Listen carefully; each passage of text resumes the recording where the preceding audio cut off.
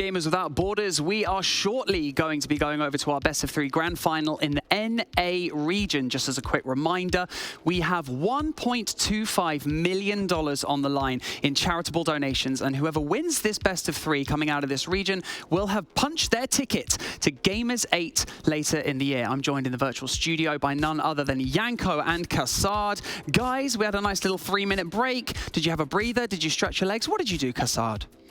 I was just checking some stats, and obviously he muted his mic. That's what he did. He didn't want to hear it. It was just a test to see if you're actually, paying attention to what I'm saying. But the thing is, I'm always paying attention. The thing is, I did just check some Twitter feeds. What you usually do when you have nothing else smart to do. You just check Twitter and scroll around and see what's happening. Some interesting stuff, book, man. What is happening, man? Tell me what's happening. I saved that for my bedside. When I'm going to the bed, I just read a couple of pages of something like Sun Tzu, Art of War, something like that. You're reading that right now? You're reading Sun Tzu right now? Well, not right now, but yeah. But like when you go to bed tonight, you're gonna read Sun Tzu. Yeah, I have to get ready, for this Twitter beef that I have with the whole world. How many people? Yeah. 10 million, billion, trillion. Yeah. Yanko, I feel like stuff doesn't get past you, but what I would like to ask you then, approaching this best of 3, we've got MIBR, we've got ATK. For those of you who are just joining us on this stream, maybe we could lean into what kind of favored maps are there in terms of MIBR? What's their favorite strategy? What kind of maps do they favor? Coming into this best of 3, what do we expect? I mean, we've seen the veto already, but are these kind of maps that heavily lean in their favor? Yeah, Inferno especially, they're 12-2 on the map in the last 3 months, they did lose to Snakes then, 16-14 and Complexity, but other than that, it means, sure, it's mostly North American, South American teams, right? That's what they've been playing lately, but still it tells you about their comfort level on the map. They were also one of the early adopters of Anubis, very comfortable playing that, but that was what ATK vetoed out in the first round. And yeah, I think what's interesting about MIBR, man, for me is it's a Brazilian team that permabans Mirage. It feels like that should also be against the law in Brazil for a team, because that's the map that put Brazil on the map of Counter-Strike early on, Fallen and those Kaboom TD teams. I think it was like ClutchCon or MLG Aspen, like the X Games, where they were getting, where they got their first sort of upset win on Mirage. I think it was like against Fnatic, and they beat them. It was the best team in the world at the time, and they beat them like 16-6. It was pretty dominant. So that's when everyone was like, whoa, who are these guys? And started paying a little bit more attention to them. Obviously, Fallen later on also playing under the MIBR brand, albeit with not too much success. He had a terrible coach. I agree with that one. That's a valid take. But yeah, it's lucky for them that they don't play Mirage, because the map that's most played for ATK is Mirage. In the last 3 months, they are 21-10 on that map. That's 31 maps played in the last 3 months. When it comes to Mirage, that's a lot. That's probably like 12 different players, but yeah, the point doesn't really matter. It's just it's just crazy how many maps they played in just a three months period, and it's lucky for them they don't have to deal with this, because Mirage is a map right now is everybody can play it. Everybody can just have the basics on it, and even if you go to Europe and you go into this like kind of tier 2, tier 3 teams, it's just everybody plays Mirage. Everybody's good on it. Here's the thing, since we're doing a little bit of a fill here, so this is like, because there's a debate right now that tier 1 CS has never been worse. Basically, that it's not like that the top 20 teams are much better, is that like the top 5 teams are actually not as good as they were 5 years ago, right? And I call BS on that one because of one simple thing. Like, you could go back when I started coaching MIBR, it was 2018, so basically a couple of months, 5 years ago, right?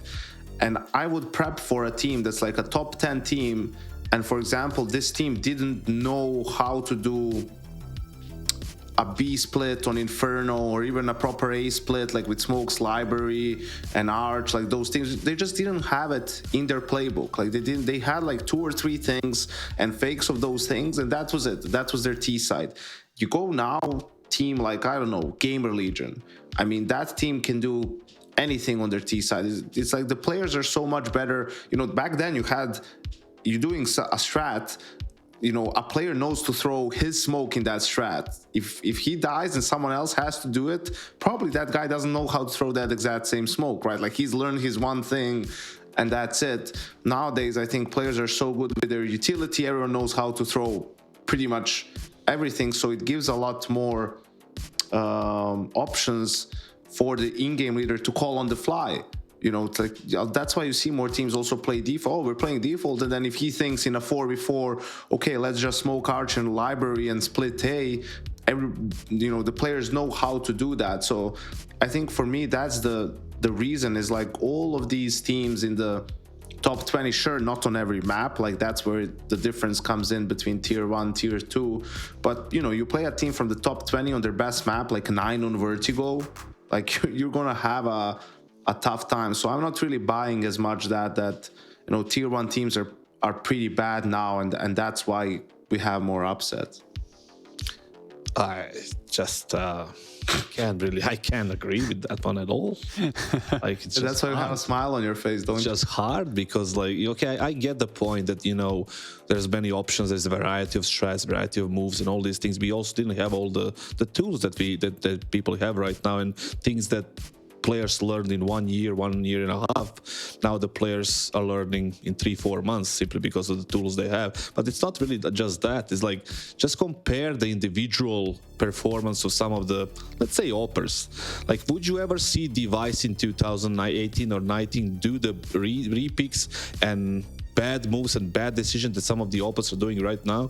Everything relies on individual, like, performance right now. Everything is so individual. There is no team play. There is no structure as it was before. The thing is, like, I'm talking about that when it comes to the quality of CS. Things that Device, you know, would do in 2018, teams are like right now in 2023, the oppers are not doing those things. Yeah, but who would you say that except for Device? Guardian. Guardian back in the day. Guardian wouldn't re-peak and like over. No. Back in the day, at the end of his career, when he was in phase with you guys, he was making a lot of mistakes, right? And I was the one who punished that as well. The thing is, like, before that, when he was in Navi and like all these like oppers and just the other players too, not just the oppers, like they were making less mistakes than the players right now. Well, I would love to continue this conversation, and we will, but it is time for our NA final. It is a best of 3. One best of 3 for all the marbles, and to punch that ticket to Gamers 8, Bardolph and Hawker are your casters. Thank you very much. Into the final we go then. This one I'm not so confident about with ATK, although looking at the history of these matches, these two teams against each other, their matches have mostly been on Inferno and Vertigo, and they've mostly been close affairs. Yeah, they've got some history, these two teams, haven't they? And they have been just very close maps, always double digits on basically every map they've played. So that's a lot of fun, and I think that's why you get a bit of a switch up in the veto as well. But ATK is still going for that Inferno, so we'll see how they can do on that, because MIBR just pipped them on it the last 2 times they played them, and that'll be exciting to see. We'll see if ATK have stepped up enough to make a difference this time. Yeah, they do have the discipline. They've long had the discipline, and I hope they do have long-term stability, although it seems like maybe they don't. But fingers crossed in that respect. And this is a great opportunity. I think maybe some big results could possibly keep things in that direction. We'll have to wait and see on that one. But again, they were well organized for that first game, so I would expect they will be this time. But of course, it is a different kettle of fish, especially when you've got someone with the style of Henny, formerly known as Hen1, and his AWP. So that's going to be very interesting indeed. And not long do we have to wait to see that AWP in action. We'll see if Wolfie can have a repeat performance as well. But definitely, this is an upgrade in terms of Brazilian firepower. So let's see what MIBR can bring to the table here on Inferno. Yeah, getting too ready for EU, James. We still got NA. We're still ready to get into this one, and nice to see we do have a couple of American players in the final, because the Brazilian teams have started to take over somewhat. And I think we do still assume that MIBR will be favored here, but you never know. ATK have been stepping it up so far throughout this event. Excited to see if Wolfie can continue. That will definitely be fun to watch, because he definitely got the better of the AWPing battle in the semi-final we just saw. And as the desk pointed out, Insani looks like a real talent. Just his raw mechanics look really, really promising. He's only 19 years old. Definitely a player to watch on MIBR, and definitely one for the future based on what we've been seeing from him. Big grand final, lots of opportunity for a big trip to Riyadh for the main event of this tournament. That'll be quite something. Not a place I've been to before, but it would be very interesting to see what things are like over there. Only one team can go though from this qualifier, and again that would be quite something. So fair amount of pressure here as well. I don't think they'll be too focused on the prize money that will be awarded to the charities as well. Of course, that is fantastic, but there's so much opportunity for later in the year that needs to be seized right now. Who do you think this one? Who do you think is going to take this one, Hawker? I think I agree with the desk. I think MIBR should have the edge here. I think the veto is pretty nice for them, actually. I kind of like they've gone for the nuke, just put ATK on a less comfortable map for them. And yeah, ATK, they just keep going for this Inferno. It's clearly the map they're trying to make their home map, but it's also just very good for MIBR. They've been killing it on Inferno. So I just feel like the veto is just so good for MIBR in this specific matchup. But we'll see, because you're right. This is a huge opportunity for these guys. You know, over in NA, you don't get too many qualifiers come about for these top tournaments. Chances to really prove yourself. Yeah, this is once in a lifetime stuff potentially. Some of these teams, it's going to be harder to find that level of effectiveness on Inferno, certainly with the LWP that we saw from Wolfie previously. Once we do get started here, which isn't just yet, but hopefully soon. We're waiting to get information as to what the holdup is before this grand final begins. But yeah, I don't know, again, on paper, like it feels like ATK should get smashed, but I think they can overcome that and make it close at least. I think it will be competitive, but how competitive remains to be seen. I think we're just waiting for that one last player then to hop onto the server before we get started on Inferno. So yeah, that's going to be quite a challenge. How effective can Wolfie be? Obviously, the T side, we always say the AWP is much more effective after planting the bomb, defending a bomb site. But I think like Henny's one of those stylistic AWPers who can force the issue on Inferno. But the question for us is, can Wolfie do the same? Yeah, definitely a big question. And I think it was nice getting to see ATK play their semi-final, because it definitely showed us they're playing without real fear of any of their opponents, even if they should maybe be underdogs in some of these matchups, which is exactly the approach we want to see them taking. I think they were really proactive. They were constantly making moves, especially early on in that game. They were really making sure to always be on the front foot, and it worked out really nicely. So I will be interested to see what their approach is like on Inferno, where, you know, you can sometimes go for the banana takes, but you can't always go super aggressive. So yeah, we'll wait and see. We'll wait and see what they decide to go for heading into their map pick. Yeah, let us know in the chat who you think is going to win as well. Rank 30 MIBR versus rank 57 ATK. Historically, 6 wins for MIBR, 1 for ATK between the squads. But again, their last matches were 16-13 or above for the most part. Lots of 14-16s, overtime wins and so on as well. So I feel like those stats are closer than they are suggesting. So that one will be very interesting indeed. Yes. Yeah, very exciting. Very exciting, I think, this one. I do, again, believe that like ATK are the NA team that I'm excited about right now. I think they're the ones that look like they have the ability to maybe step it up. And the cool thing is, I feel like you don't really have many weak links on ATK whenever we see them play. Even someone like Mistem, who I think is meant to be the IGL on the team, seems to have a few maps where he does frag. So I think that's always so important for these up-and-coming squads. You really don't want to have one or two players who are a little bit off the pace. And I don't think ATK will have that problem, which is always a good sign. Yeah, both teams bringing good momentum into this final, of course. I think they both won their matches comfortably, at least from the score we saw. Yeah. Van MIBR had a pretty good lead. 86% with 14 maps played on Inferno are MIBR. So yeah, Overpass is the one big map, it seems, for ATK, which we're not going to see in this series. So that will be an interesting one. Again, Nuke, they've played 2 times, and they're playing a lot of Counter-Strike. Like Mirage, they've played 26 times. So this is I don't know if peculiar is too strong a word in this, like in terms of the veto for ATK, but hopefully they've got some surprises for us. Otherwise, maybe they will be in trouble. Well then, Alrighty. we will start on this T side for ATK, for them to give their initial offerings to their opponent. We'll see what they've got in store.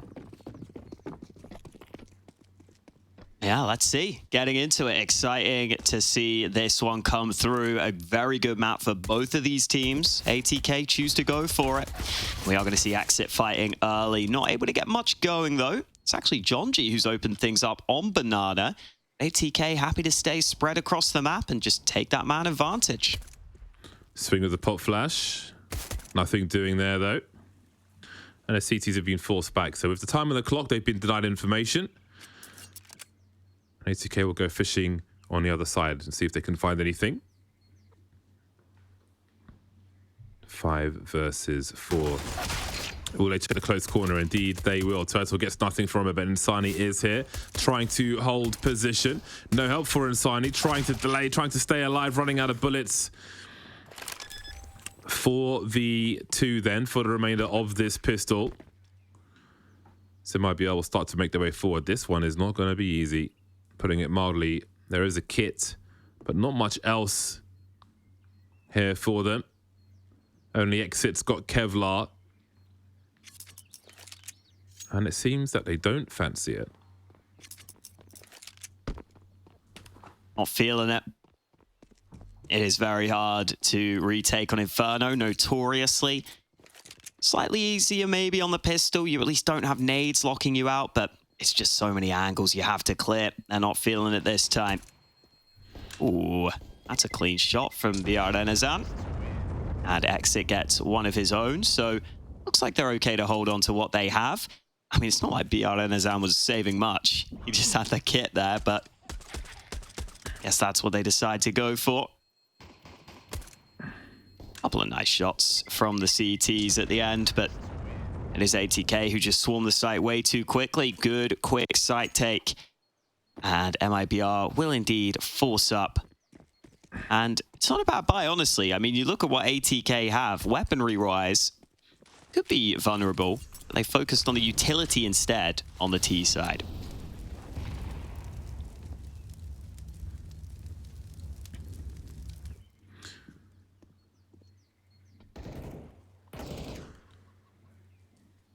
Mac 10 lurking behind the presence of the Galil. MIBR will be patient though. Oh my days, what is happening in this round? Henny Turtle and Insani getting to work. Knife out won't help you, mate. How about that for a peek from Boiler?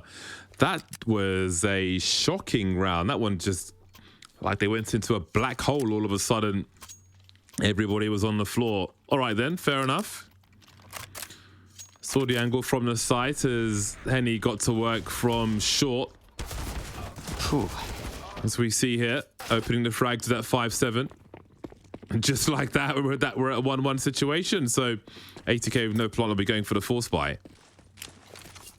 Clean as hell. Those were some real clean shots. Love to see that. And shows us that we are going to have a competitive game on our hands. That was a great nade down mid.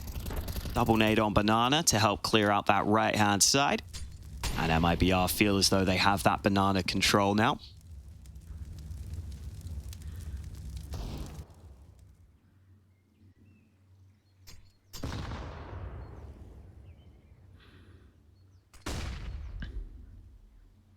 Talk about the util in Counter-Strike at the moment and how good that is. But the Deagles are pretty dangerous as well.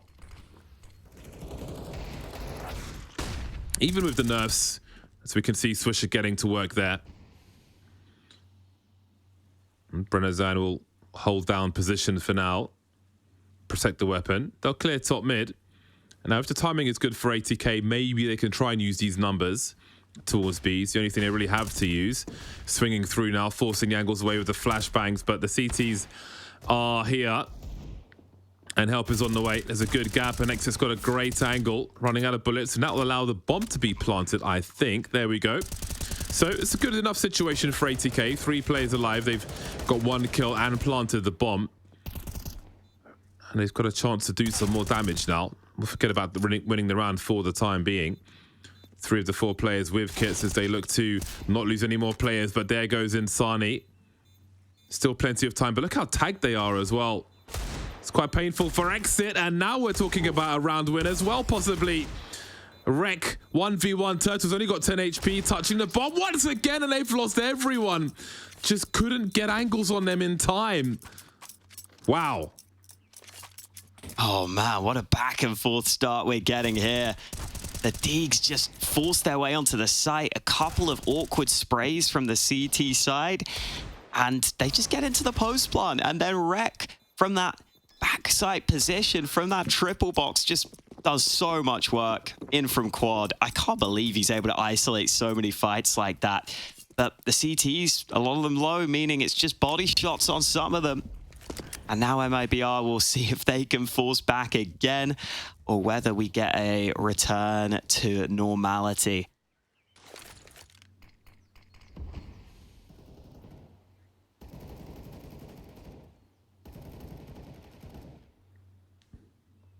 Force buys, I'm sure, will continue until someone wins a consecutive round. Can't imagine we'll see a repeat of the CT round we saw, though, with distraction being run on the site. Frags coming in around that short position.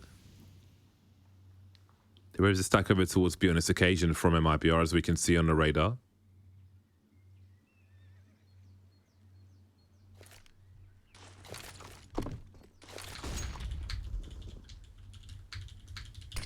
Ooh, here come the smokes into the B-bomb site, and there is Brennazan up top, able to get himself into a good position. Oh my god, it is happening again. A little sketchy. They're losing all the things. Sending it into the A-bomb site then, or trying to. They will have some time pressure as well. The rifles are on the way. I can smell disaster as if it's in my own kitchen. Turtle peeking from the stairs now, doing some damage. The bomb is on the site, but it's only Wolfie now versus 3. It might be about trying to get some frags so they don't take some weapons away. No one can win around, it seems. And that is going to be a problem as we continue. No bomb plant on this occasion for ATK. This is going to be rough. Yeah, I mean, that boosted angle just gets away with so much. Surprised the second player couldn't spot for it. Jonji just tries to sneak in. Gets spotted down below. I think at this point, surely you have to assume ATK might go for well, yeah, might go for another force, but I was going to say, you have to assume at some point one of these teams is going to string some rounds together. I feel like MIBR might be the ones to do it.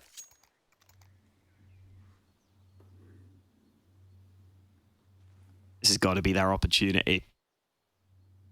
ATK won't even have that much utility this time. They're buying a bit more, a bit delayed. Yeah, they got a little sucky. It's kind of crap.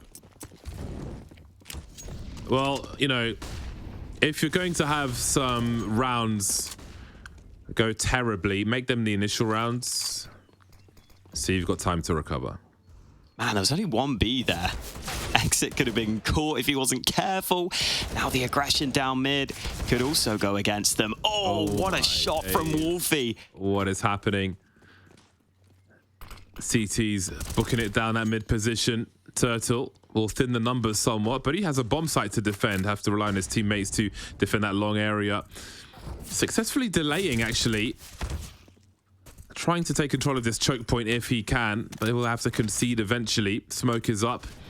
There might be a gap in it from what I can see on the radar. Oh, it's quite a significant gap, and maybe there's more kills to be found here. Henry will drop the bomb carrier.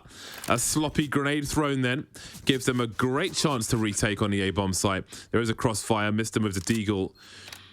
Will have to do a lot of work. They'll hear that reload on the site. They know where the rifle is. But where is Mistem? They'll see him as soon as he dances with Henny, trying to find a headshot. In the meantime, they'll capitalize on that site. Nice timing from MIBR, and there's the consecutive round we were looking for. Yeah, still a little scrappy, but it is one that MIBR make more comfortable in the 3-on-3. I like that Turtle is okay conceding the site. He says, you know what? I think we can play retake reasonably well here. It was that gap in the smoke, though. That was so costly. Don't get that bomb down clean in a 3-on-3. Instead, Henny finds this little gap. And that just delays things even further. Allows MIBR to set up a little longer in that retake, which does pay off for them.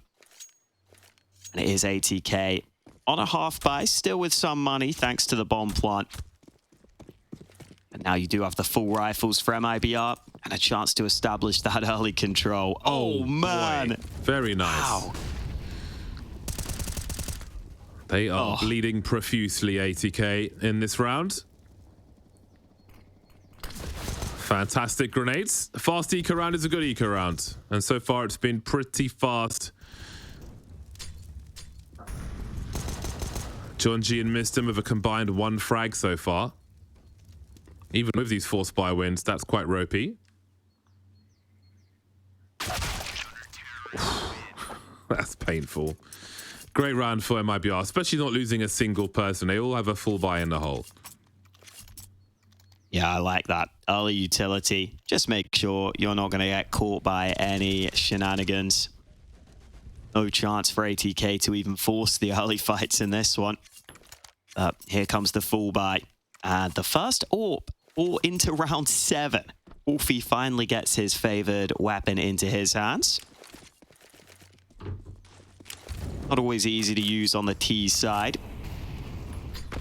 We'll see the banana nades how did he down early. survive? Big damage. Got away with 50 HP and his life. That won't happen often. Pop flash, beautiful. Great timing. There's the lurker dealt with then. Again, ATK might have a mountain to climb in this veto. Starts from the T side of Inferno. Mistem still looking for his first, dodging most of that damage. Will MIBR throw more into this B scenario? Breno's going to be boosted by his teammate.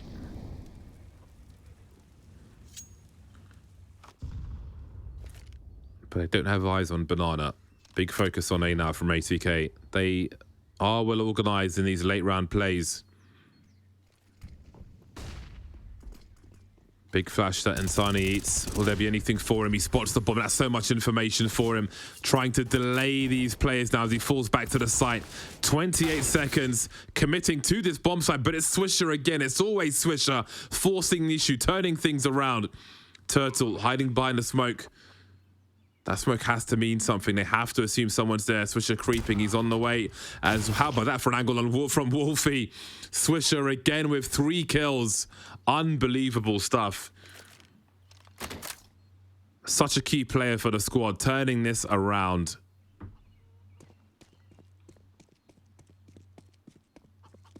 Yeah, that's a huge swing for ATK. Did not expect them to be able to take that site so convincingly. Saw Insani initially playing so well towards long. Looked like he was just playing for info, playing to be happy to fall back to the site where he has his teammates to help him. But then Swisher just delivers. Huge impact with those 2 kills.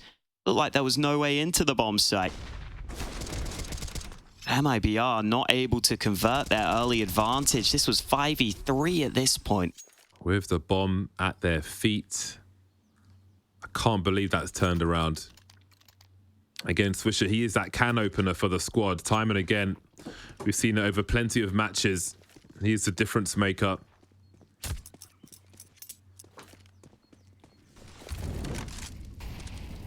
Both teams to the bye in round 8.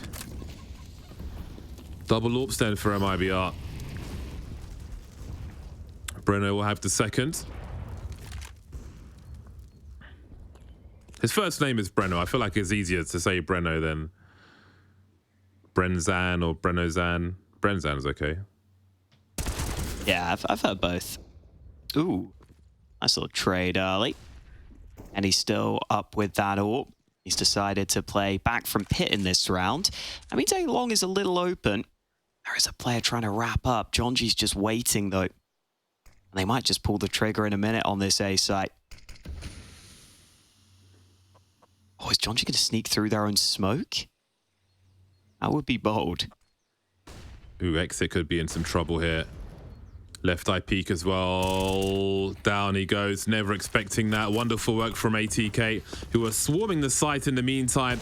And he's still standing, though, just about. Oh. Just the AWPs now. I say just. They are big AWPs, but he wouldn't even pull the trigger on that occasion. Like pulling legs off a spider on this A-bomb site. ATK will tie the score. That's such a cheeky round from ATK. Using that smoke to just have Jonji sneak up and isolate that fight onto the library player. And then he just underhands a smoke of his own. And I think the reason why the MIBR players were feeling like they had to go help there was because there was a lot of noise being made by the short players. So they think they have to rotate in. And Jonji uses that to his advantage. Very cheeky play. Nice shot there with the AWP for BR Renazan.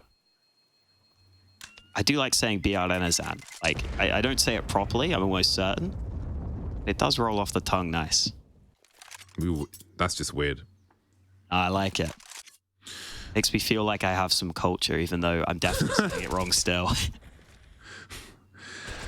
We'll see if it's a hero AWP, what they choose to do. If Brenzan holds on to it, or if it goes to Hen 1. With the Kevlar, it seems that he will hold on to it, and everybody else will keep their money together. That does make the most sense if you look at it. The scenario on paper could give the grenade to somebody else at the very least.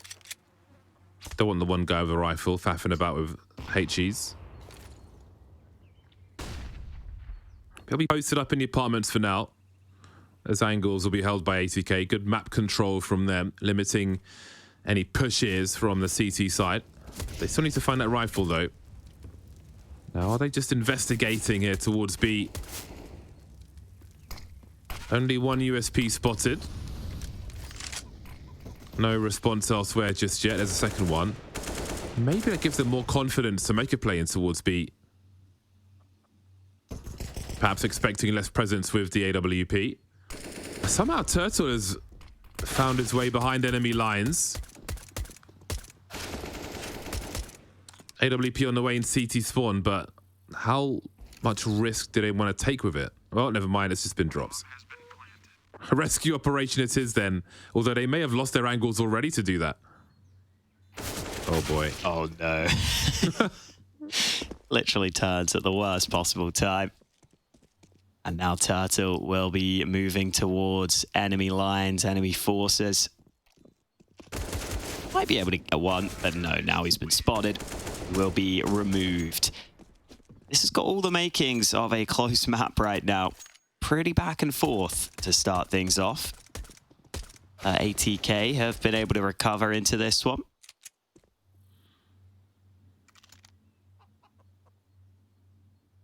will now get that buy from MIBR.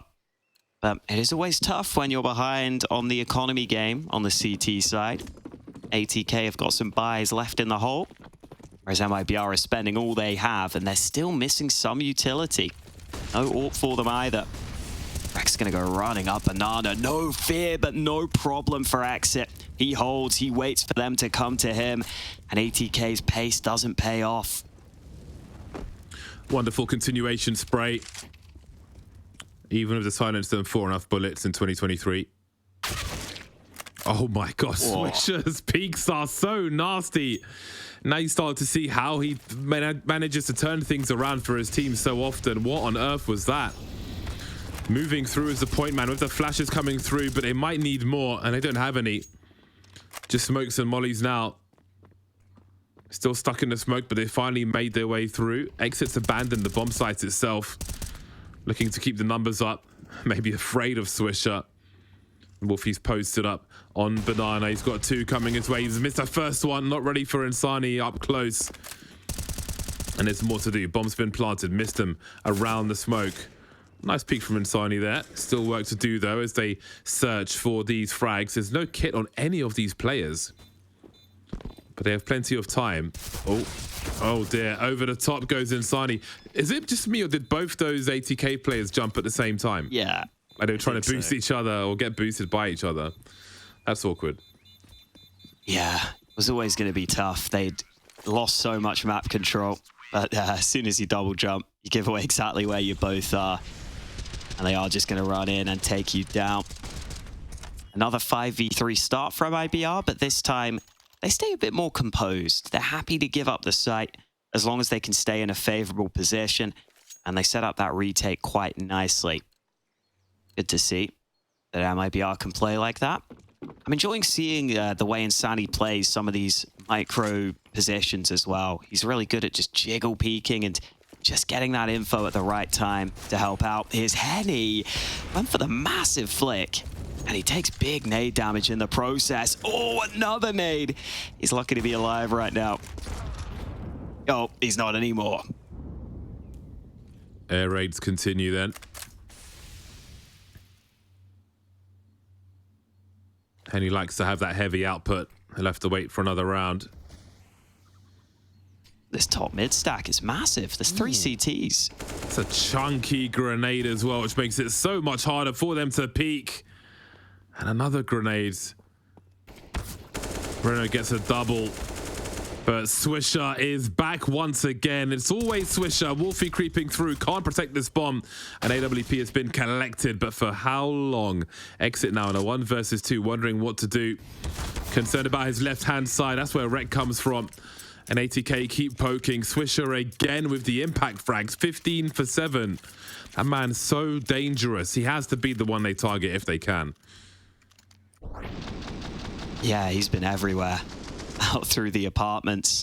I think that MIBR just didn't know exactly how to deal with that wrap from the apps. Their setup is so focused on top mid, and the 2 short players, yeah, they're stacked on different elevations, but neither of them are really looking Swish's way. Neither of them are really ready for that fight. So they kind of get caught out. Swisher makes the correct moves throughout the round. Still an M4 here for Exit. And he's really looking for an angle. He has been sprayed through, and that's the rifle gone. John G with some pre-fire. Henny with the honest P250. Dealt with at range by missed him. And it's not much for the remainder to do. Crossfire in the pit. Turtle with Kevlar. And Insani without. Looking a bit dark at the moment for MIBR. So ATK have got some fight in them. That's promising to see again. The head-to-head doesn't tell the whole story between these 2 squads with how close the score often is. Absolutely. I do think we can expect Inferno to generally be T-sided nowadays. Ever so slightly. I expect it to be massively favored to either side. But the CT side can be pretty tricky with the rotations and the retakes. So not the end of the world for MIBR, but they are still down right now. ATK will be looking to run away with this half. Such a cheeky spot from Insani. He's hoping someone makes the mistake. But there is literally no need for ATK to move towards him. And not going to fall into the trap.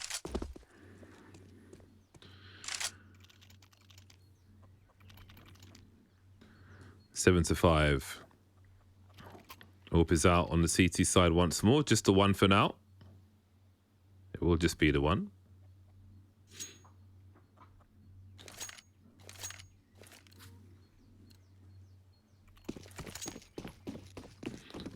Heading towards Banana once again. See what the approach is from ATK. They've got smokes towards that half wall, and Brenozan's going to send it straight through. Switch out for an AK-47. Continue that pre-fire. It's a great result for MIBR. Many of these rounds have felt difficult for them. They'll leave Henny in position. Miston will be searching. That'll be a painful one for him. Perhaps Wolfie's turn next, but Henny's going to change up his spot. So 5-on-3 early for MIBR. They can sit on this for a while.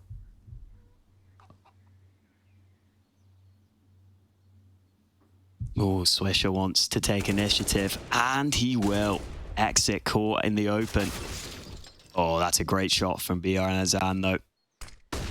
And I think at this point, MIBR will feel pretty confident. The only problem could be Rex sneaking in, and he has got that kill. That really opens the door because Henny is isolated towards B. Another fight won by Rek. He's going to go back to get that bomb. In the meantime, Wolfie, he's sneaking on the edge of that smoke. Oh, Rek has been dealt with, though. And now Wolfie has to go back for that bomb, and that's just so hard to do here.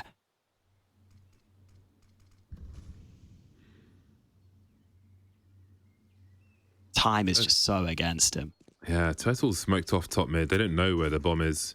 So there is a race to be had, but I think Henny's got this one all day. He's got to know someone is here. Flash. Oh, no. Oh, 7 seconds, though. You got to commit to something. Oh, maybe gets an AWP from it. So awkward. The USP wins in the end. So narrow there. Great presence of mind from MIBR to take down that rotator through mid. That's the key frag there towards the end. But a great start again from MIBR, but ATK just keep finding a way to even the numbers, even when they start with a huge disadvantage. Yeah, that time Rek able to get up towards A-Long and just cause havoc and make the round closer than it should have been. Either way, MIBR able to hold on in that round. Got that deep smoke down mid, which allows you to throw nades behind it. Also allows for potential aggression, so ATK always have to be concerned. But it is a default this time from ATK.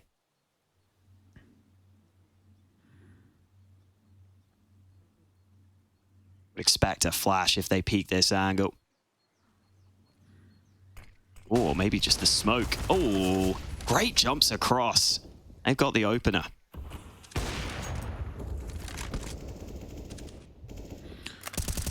Problems again for MIBR.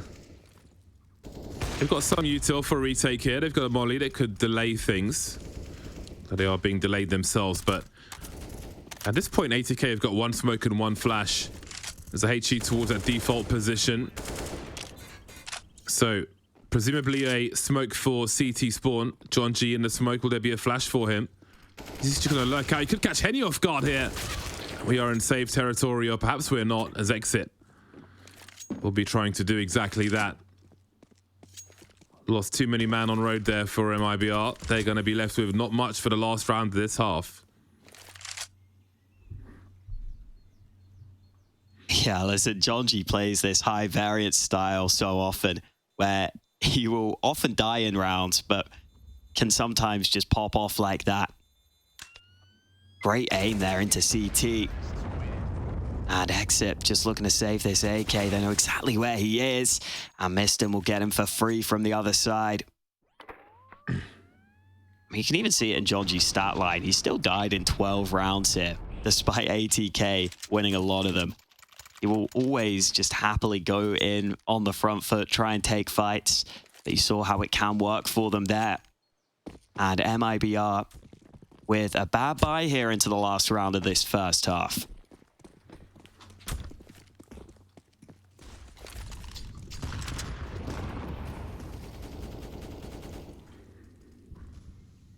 Yeah, this is a rough one. But maybe they've done enough in this half. Maybe. We shall see in due course. Oof. CZ putting in work. Flashes will allow the retrieval of the rifle. That'll certainly help when they're in a bad situation. They've got 3 players committed to this banana position at the moment, MIBR. And this has been quite the util dump as well.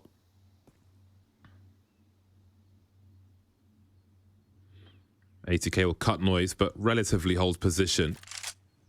And we can see MIBR playing very defensively on the A-bomb site in the meantime.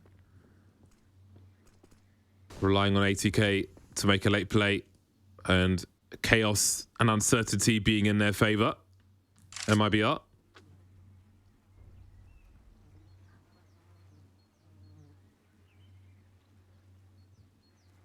Will they creep all the way with no sound cue, giving MIBR minimal time to respond? There's a smoke for CT. The lurker wreck has been dropped on the A-bomb side. The rotation is on now, and they're still poking in. Surely they lose one more player here to Breno. Indeed, they will. Then there were 2. Make it 1. Disaster for ATK in the last round then. Missed him in a 1 versus 4, charging through, and it will be 7-8. Just 1 round between the squads as we head to half-time.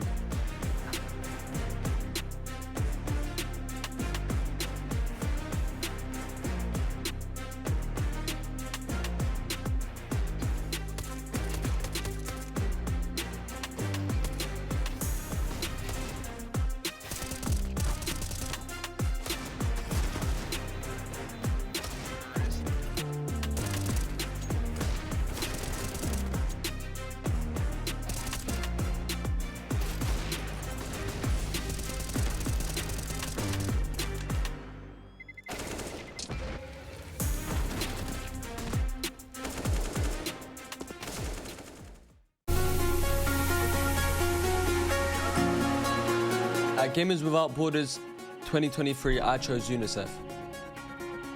Being there for children is not only a noble cause, but also a smart investment in humanity. We chose UNICEF to ensure that everything we do through Gamers Without Borders will have an impact on the very, very long term. A child will grow up and our impact will grow with them.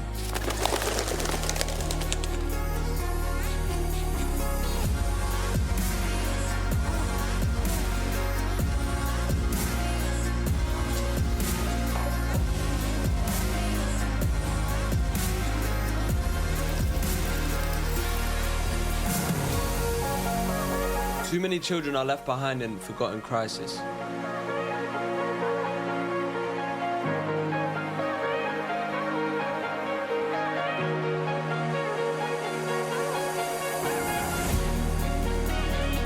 Children don't only need our help when cameras are pointed towards them. UNICEF is there at every step of the way. And we're proud to join UNICEF on this mission.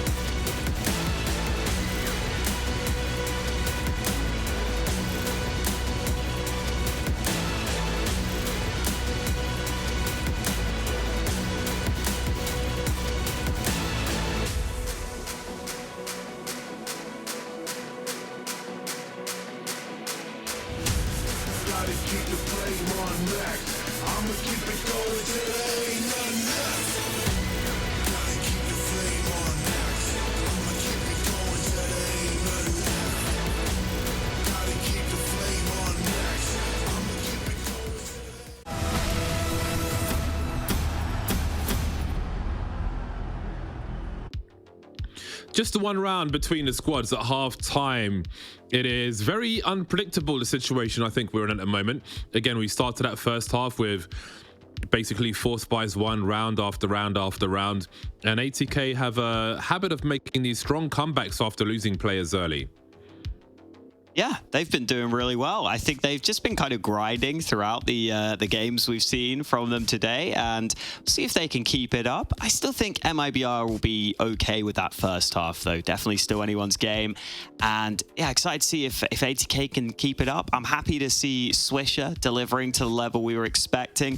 Still looks like he is definitely a rising prospect in the region right now. So hoping he can continue, because yeah, we've got another close game on our hands. As we were saying, those previous matchups on Inferno, so competitive, so could come down to some of those tight moments. Yeah, absolutely. If you're just joining us, it is the first map of our grand final, our best of 3 series here. After both these teams won a best of 1 to make it to this point, they're playing for a position in the big tournament to come in summer, and a lot of money, raising money for charities as well, which is a great bonus. But I'm sure it's all eyes on that summer tournament for these squads. That would be a very interesting thing to be a part of. So we'll see who's going to make it. We've got the North American series up now. We'll have the European one in a few hours later on as well. But first, we'll continue here on Inferno. See if one of these teams can pull away at the beginning of the second half. Again, it was very back and forth in the first, with all those force buys that were won. Now we're going to see Henny Orping on the T side, I'm sure, a little later on as well. But first comes the pistol. We can see he's been donating some util to some teammates. All Glocks here for MIBR. Turtle and exit will be Kevlarless, and immediately ATK with 4 plays towards the A bomb site are going for the flank, chasing exit, who finds the first kill. But Swisher can't defend this B bomb site. He's going to concede it. Wow, look at these frags coming through from MIBR. It is a massacre. Absolutely bonkers. Exit just getting everyone on that attempted flank from ATK. And John G waiting for a mistake that may never come here. I think they are ready for his position. Jump Peak will now give the game away. And not even a kill for John G at the end there. So MIBR pick up the pistol. And that really could help them out here, as long as they can get the consecutive rounds here to start this second half. Because that first half went incredibly back and forth initially. And ATK want to try and do that again as they go ahead and pick up the force buy into this one. Scout is out for Wolfie. Not too often you see an effective scout on Inferno specifically. And it won't be this round we see it either, at least not in the hands of Wolfie.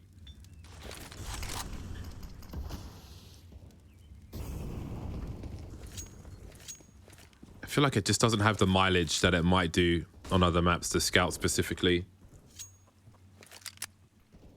Yeah, it's tough. Kind of need the fights to come down mid. Kind of need the T's to face you, which they won't always do. Oh man, Swish has just gone down with it as well. That scout not working for anyone right here. The bomb is down T mid still. Okay, yeah. They're going to smoke off Banana. Hopefully that bomb can go over to A, because that site is completely clear. And I think MIBR will have this figured out now.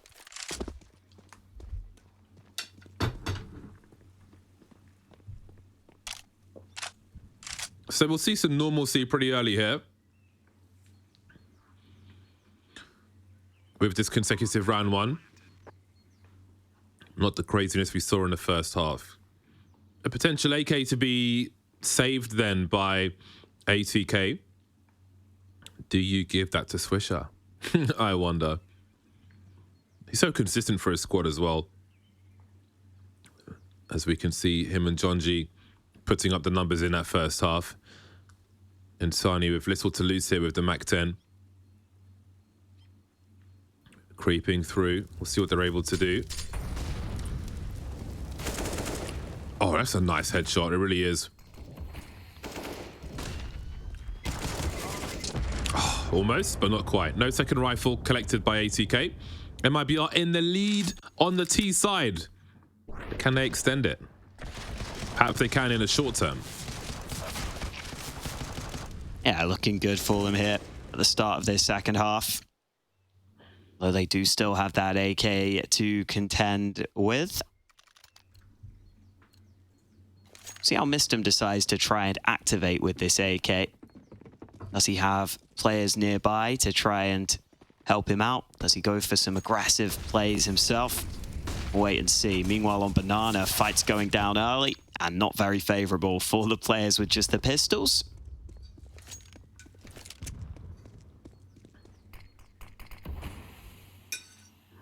Oh, looks like Mistem is trying to push down mid. Hang on, he might have found a timing window.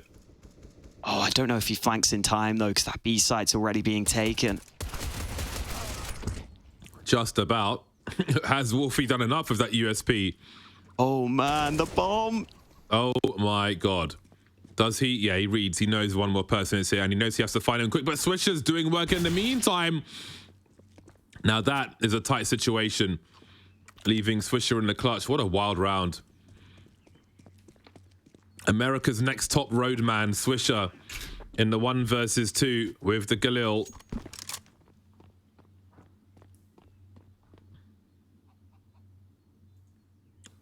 Scary stuff. When you know it's Swisher as well, he's just a constant thorn in the side. But it seems he may look to make it expensive for the T side instead. Yeah, you always want to see him go for it, but you can understand. Not going to be easy to come back into this round. Man, that got so sketchy, though. The fact that Mistem's able to find that timing was very impressive. And a good recovery in this round from Breno. Gets a quad kill, up to 21 now, over on the MIBR side. Fair play to Wolfie as well. Got one with the USP. Mistem just couldn't win that second fight that he would have wanted. And here come the guns for both teams. Wolfie having a really quiet game in that first half, but we always say that AWP can do more on the CT side. See if that's the case here on Inferno.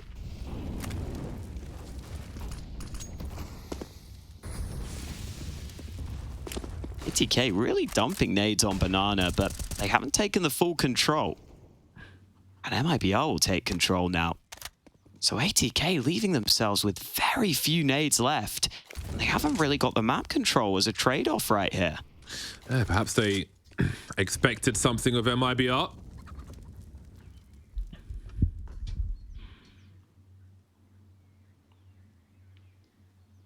I wonder if Wolfie will be creeping up short of the AWP based on his position on the A-bomb site at the moment. Always good for a late clearance of top mid. And he's starting to head in that direction. It's the late game position as far as A is concerned. Obviously compromises your rotation, but so powerful for information. Just no noise whatsoever. Sudden surge then from the T side, and Wolfie just playing anti-flash. Not wanting to give up his position just yet, but we've got a 3-man swing around that long area. Swisher gets a 1v1. They're lining up for him. He's got the info at least. Wolfie moving into position now. Sees the shoulder, delivers a kill. No baiting being accepted by him. Bomb needs to be collected. 26 seconds. Wreck in the pit. Turtle and exit remain. Bomb's in the hands of exit now. 20 seconds. Do they commit to this or are they going for the save, I wonder? Looks like it will be the save. It's a time on the clock and horrible angles. Yeah, just not really able to find a way in when you lose the trades like that. Solid work from that CT sniper. We were just saying we wanted to see the AWP of Wolfie shine. It definitely did. Got the 2 important kills. Shout out Swisher as well, getting that first on towards A long. slowing them down long enough that Wolfie could be comfortable getting onto these angles. And MIBR hoping the pace could work out for them, but just got slowed down a little too much on their approach up A long. So this game continues as a close one. Little to separate these two teams.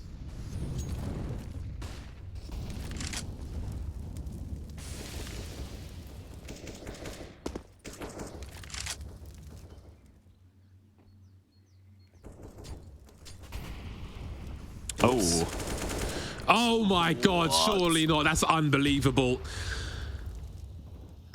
Accidentally missed him, blocked his own team's incendiary jump peeking, and that gave Exit the information to do the spray through the smoke and find the entry kill. Unreal, but still a round to be played here as John G tries to hold things down.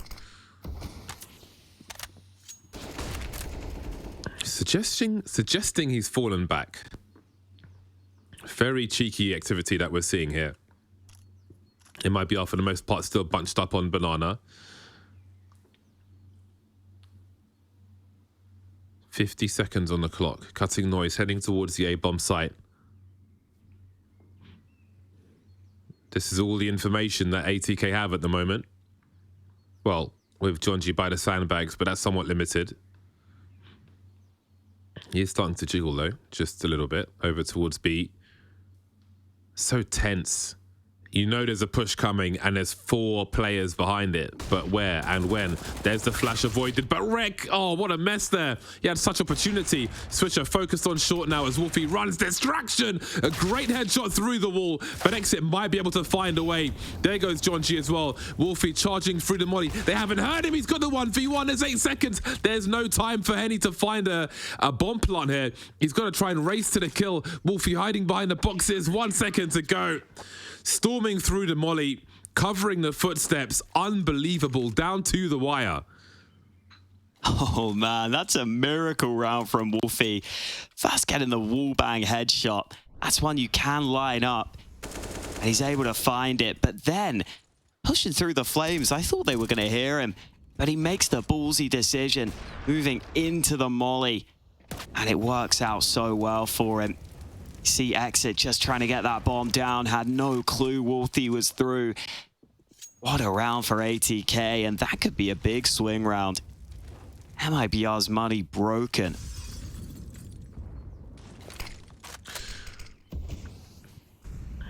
They keep losing rounds that they've got to feel that they shouldn't. That's got to be real frustrating for MIBR. Hero rifle in the hands of Henny in this round. Need to keep the players up to swarm and create opportunities for him. Playing from T-ramp at the moment, so he might be here for a while.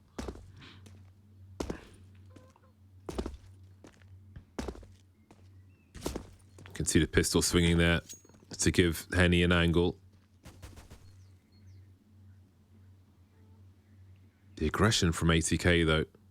Mistim's got the flash in his hand.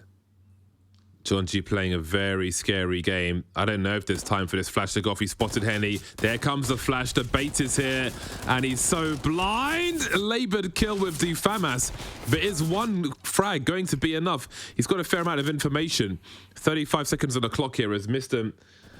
has Wolfie in CT spawn now, who's posted up with the AWP. He's got 2 flashes as well. There's no util for MIBR, who are going to have to run into this crossfire as Mistim starts to bait now. They cross. Down goes Mistim. Down goes Wolfie as well. How did that one fall to pieces? I don't think his gun was ready then when that push came through. MIBR giving ATK a taste of their own medicine. They've been on the receiving end of so many unlikely rounds by ATK. Now it's time to get revenge. Wrecking a 1 versus 3. Their money's going to be decimated. Sees an elbow domed by the FAMAS to his right-hand side. Oh, I mean, this game is really coming down to who makes the fewest mistakes, it feels, at this point. Because, man, some of these round losses have been brutal. There wasn't much to work with here, but MIBR able to find a way in. And again, look at what it does to the economy. I mean, this time, surely MIBR can't lose to this buy. There's basically nothing for ATK. Oh, that's such a frustrating one to lose. They would have had the opportunity to really be in a good position. Nice movement from Rek. I've never landed that jump. I know, it's hard. Never. There's a workshop map called Jumps Training where you can practice various jumps, and if you make it successfully, it'll teleport you to the next challenge, and I always get stuck there. There on a jump on train. My movement sucks. I don't make any of those nice jumps. I gotta work on it. I do miss the old jump on the hut roof in Nuke on the A-bomb site into the window that used to exist and no longer exists. It's good that it doesn't exist, but I do miss the skill jump. But it is on that map as well. That Jumps training map.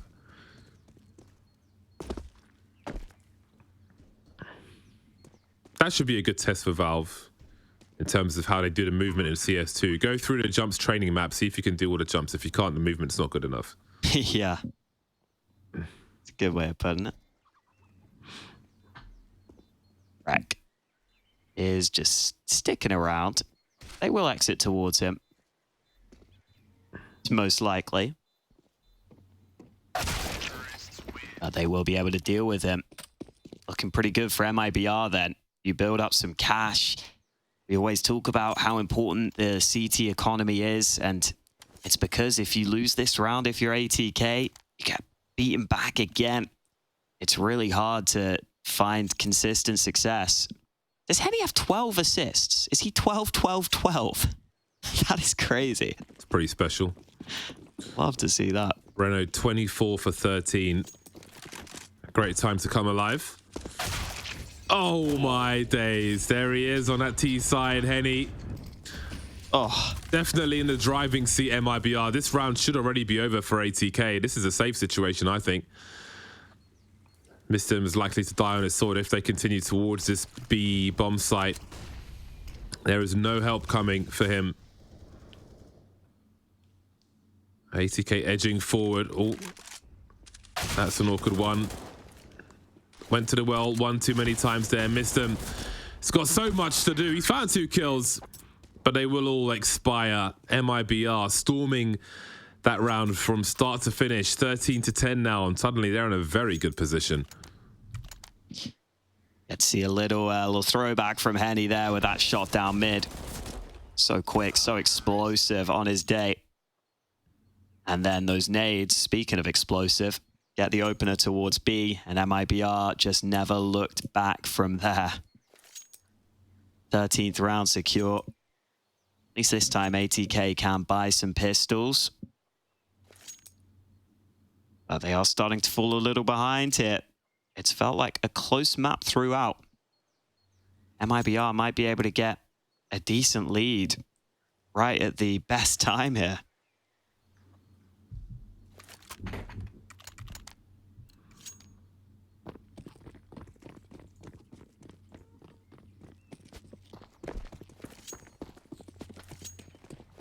Very ropey situation for ATK. We know they can do work with Deagles though.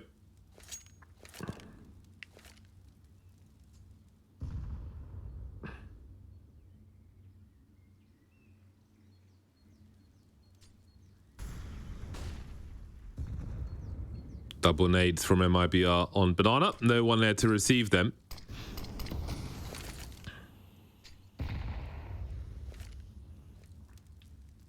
MIBR being very, very careful. Well positioned to avoid all of these grenades. There are still 3 smokes here for ATK though. 2 of which are over towards the B bomb site. The last of which is in the hands of Swisher on long. So this is an important time to take top mid. There's that last A smoke then from Swisher to that long position. And as the bomb heads towards B, you start to wonder how much trouble MIBR might be in here. Oh, they force their way over. Have a look at the rotation we're seeing as well. There's the first smoke. And it looks like they're going to wait. They still got Insani. Putting some smokes up, but surely ATK commit to this one. One more smoke to go then. There's the first kill as well. I smell disaster. I smell disaster. Jonji falling back. 18 seconds to plant. What do you do? Do they just like save here? Because what else can they do? If they pursue this round, they're just going to lose rifles to these CTs. They waited too long. You got to bait the grenades out. He's going to die after time as well. Man, what a mess. Yeah, just not doing enough to get rid of those smokes earlier in the round. And Jonji, they're so bold. Runs out of ammo, goes back through the smoke. Ended up getting another kill through the smoke. Crazy that the Deeg's able to get that much output. But that's what's going to happen if the T's are running through a smoke so late into the round. And now it's back to that position where it feels like anyone's game. MIBR taking some hits to their economy. A couple of players dying after time. Could not call this one right now. MIBR fumbling the ball there.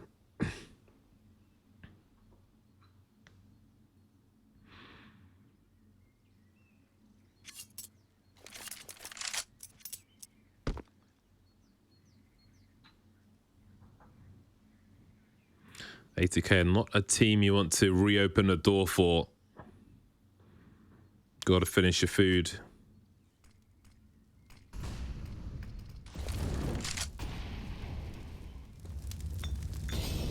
Simple two-man setups, but it's Rek on his own, who needs to deliver if he can. He's got many players coming his way, but he'll bait long enough for Swisher to come through on that rotation. But Insani's here as well. 3-on-2 in favor of ATK. Insani with 1 HP, and Jonji's got a grenade. Where will it go, though?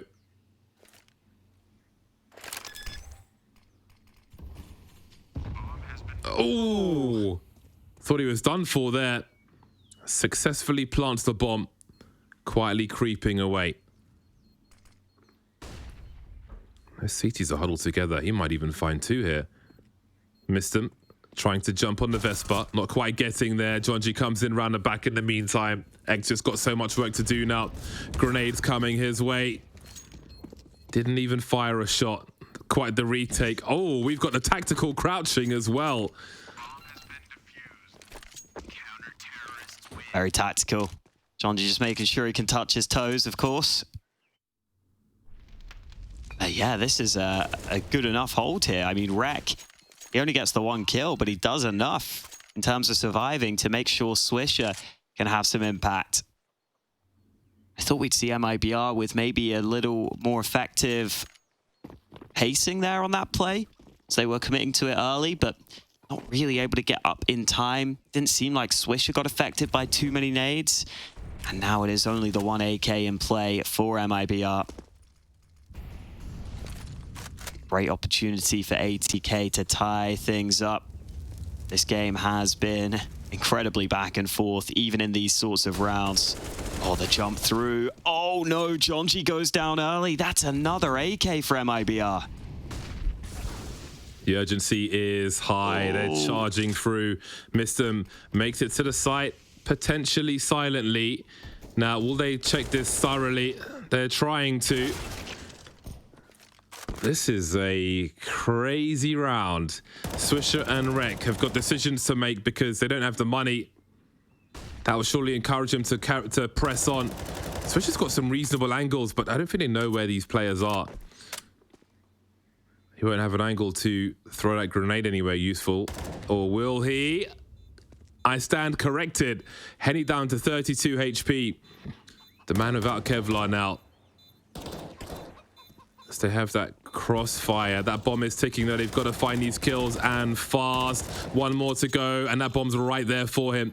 They've made the retake work. Swisher, of course, with 2 frags and the defuse to tie the score. MIBR have missed opportunities time and again. This should have been over by now as far as they are concerned, but here we are. Yeah, they've got to try and not have that mindset, but 2v4. I mean, Exit there strays into the smoke, ends up getting spammed down. Swisher just able to turn onto that final player. I think MIBR just turtle up and just try not to give any kills away. There's a chance that ATK don't try and go for that retake if they can't get that initial kill. Once they do, the 2v3 feels a little more doable. And MIBR just have to focus on the here and now. They can't think about those missed opportunities. And again, it's just ATK always finding a way to win rounds that they maybe shouldn't be. But you've got to give them a lot of credit for the way they've managed to stick in this game. I will see if they can do it when it comes down to crunch time, because we are well and truly there into round 27. Oh, so risky from Jonji, sticking around for this spam. Not going to do a great deal of damage this time.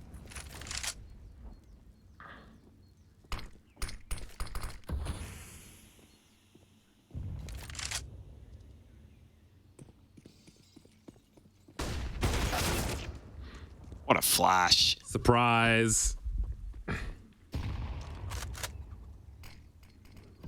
Jonji's here to help. He's got one more flash. Won't go to the back of the site to help Mr. Just going to try and delay the entry, but they're already on their way by the barrels. Breno will get dropped. There's another one there as well. Mistum's on an island. He really needs some help, but the smoke has gone at the perfect time. Jonji's here, and the support flashes as well.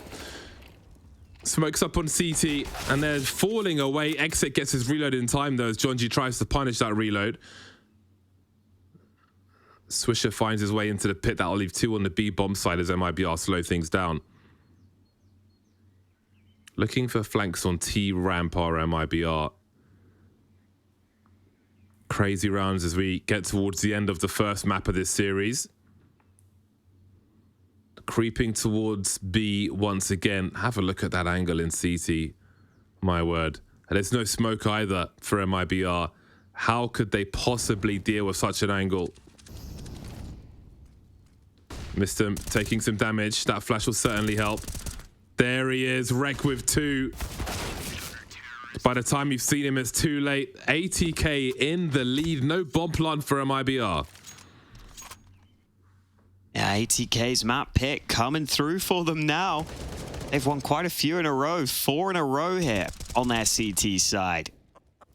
This time MIBR just running low on time. Again, ATK quick on their reactions, quick on their rotations. And MIBR unable to do enough to get into a bomb site there. And that means without the bomb plant, they do have a decision to make here. Money really not that great for them. Got some Tech 9s in their mix, so it is going to be the half buy. Now again, we're not going to take too much from the buys right here, because so many low buys have been won. And we do have the hero AK from Insani. And ATK 1 away from map point. And even though ATK have lost this map the last 2 times they've played it against MIBR, you can see why they go back to it. In the lead right now. What to do, says Rek. 3 plays spotted second mid.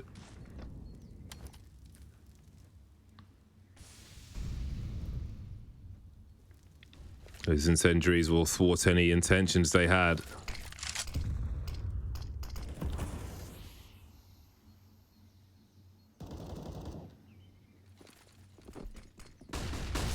He's got those lights he can use as well with that specific lineup. Very nice work there from Swisher. Rek is here as well. Yeah, definitely a smoke to copy there. Extra information behind the lights. Turtle prays for someone to reveal their shadow. Oh my god. Tech 9s, man. Oh, okay. Turtle. Wolfie deploying grenades while he's got an AWP.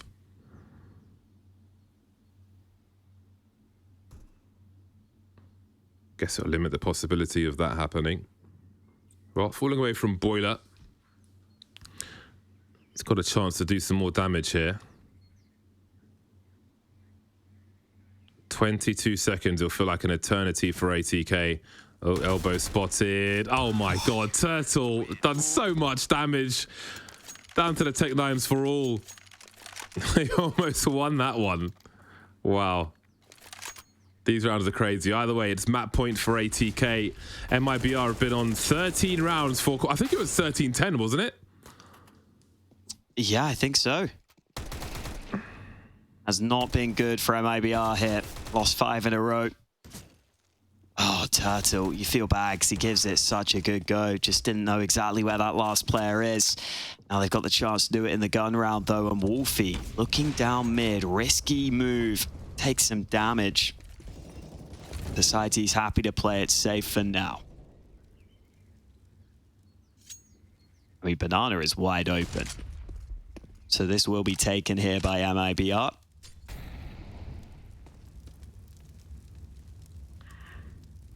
Oh, Jonji playing sandbags, currently alone. Is he going to get flashed in here? Oh, just playing close. There's the flash. And he sees absolutely everybody, but gets absolutely nothing. Over a minute on the clock for the T side. So much information for him. Just a solo pushing through, but the chain flashes will certainly help. And overwhelming numbers as well. They've got 2 rounds to find MIBR, but this one will be so big because ATK will be broke afterwards.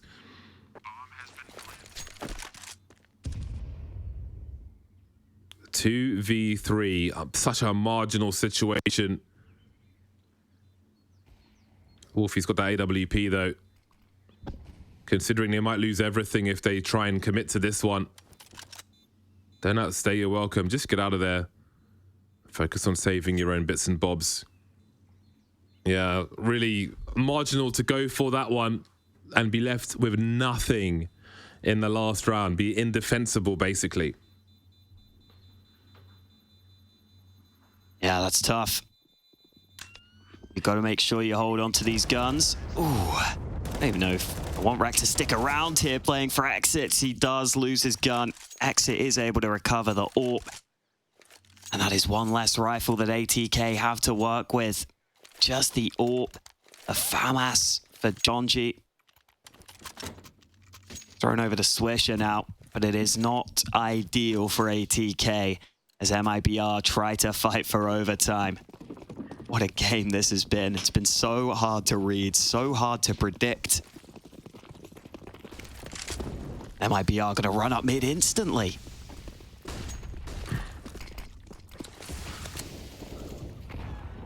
That is quite the send from them. And Mistim's only got a 5-7 to offer, but maybe some sound cues. The flash is there, but Breno will avoid. Looks like we might be going to overtime unless the remainder can do something about this. The bomb in CT spawn at present. Wolfie, oh boy, he's posted up looking at CT. And we've got somewhat of a stalemate. Maybe MIBR praying for an over peak from ATK from the A side of things. We've got Turtle in the apartments as well, who might find an angle on Rec. He's getting compromised. And now Wolfie's on the wrong side of the map. MIBR brought to the limit in normal time. Surely they convert this one then. 1 versus 4 for Wolfie.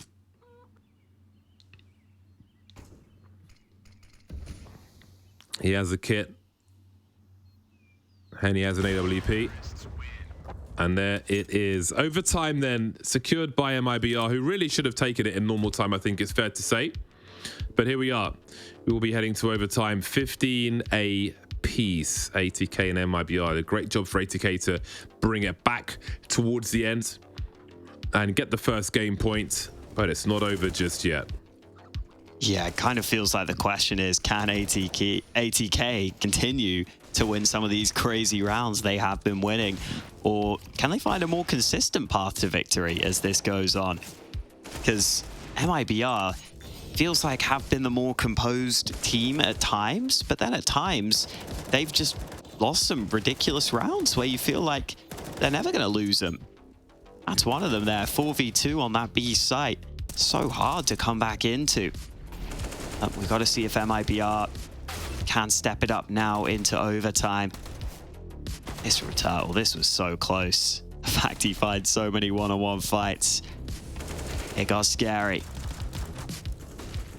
Yeah, it seems to be a special skill for ATK to find a way to turn things around in the middle of many of these rounds and force their way back into the action. We saw it against the previous opponent. We see it against MIBR now, so I don't think it's like a bad trait for MIBR as much as it might be just a special skill for ATK at this level to force their way back in and keep it close. And again, the history between these two squads as well often, if not always, ends up in really close results towards the end or overtimes. And there's another one to add to the tally here, as we're not even done yet. Overtime is still to come very shortly, hopefully. We will continue this one in overtime. Just the first map of this series, the grand final today here in the North American region. We're going to head to a quick break, actually, before this overtime begins. So stay tuned. Don't go too far.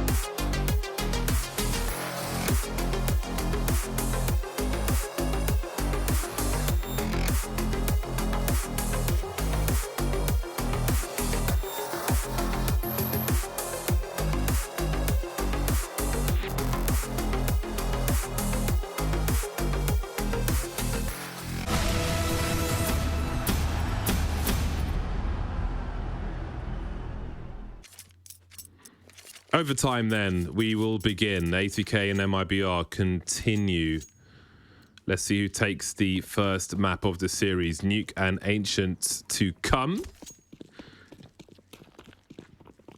If a third map is required, of course, but first, let's focus on the first.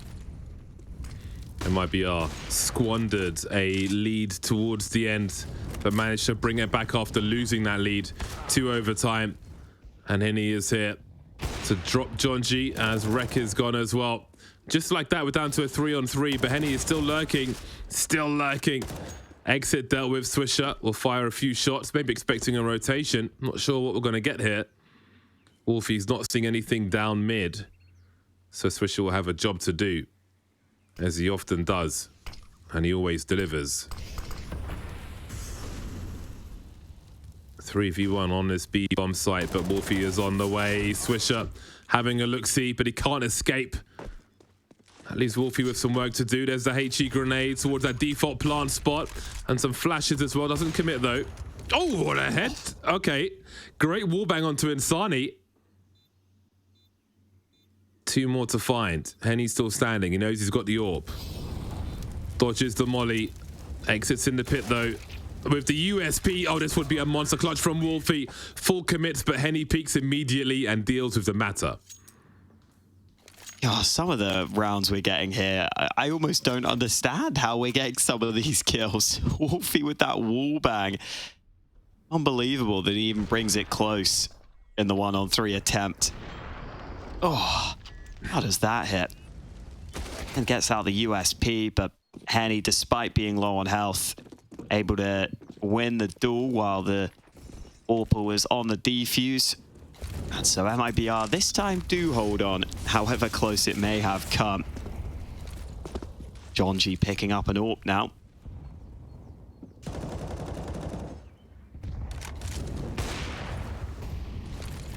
Able to find the fights on Banana though. Not for a lack of trying. He's out of ammo on that AWP from all the spam. But MIBR not that interested in Banana right now.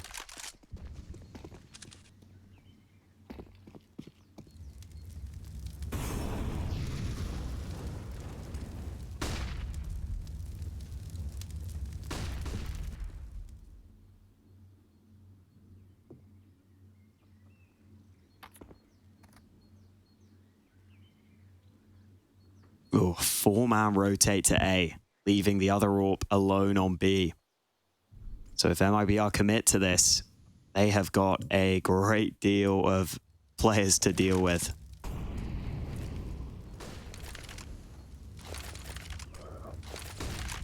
A second flash. And Henny will still deliver the frag. Mr. gets his bell rung, and now we've got problems even with these numbers here for ATK. 30 seconds on the clock, and it seems like the rotation will be full as John G makes his way over as well. Long has been compromised. Mr. has an angle though. Rek will run distraction. Mr. biding his time for now. He sees many players coming in that short position, and they're all falling. So MIBR go 2 for 2. Very patient and painfully successful.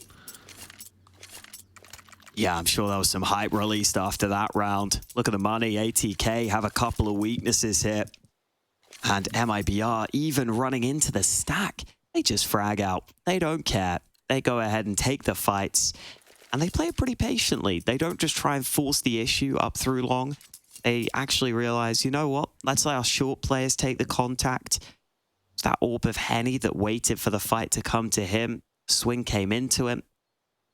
And the other players also able to be ready for the fights once they came from the ATK players. And now MIBR with a good opportunity to try and get the clean sweep here on their T side in overtime. First to 19 right now.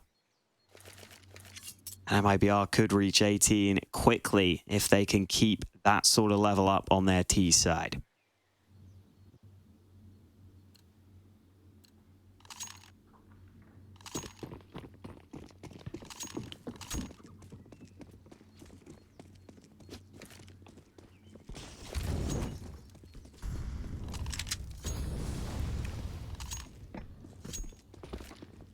Let's see what the pace is for MIBR in this round.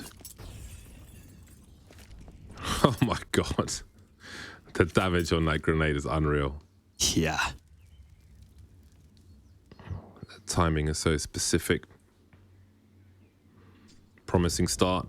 A slow start from MIBR. Kind of expected this after the success we saw in the rounds prior.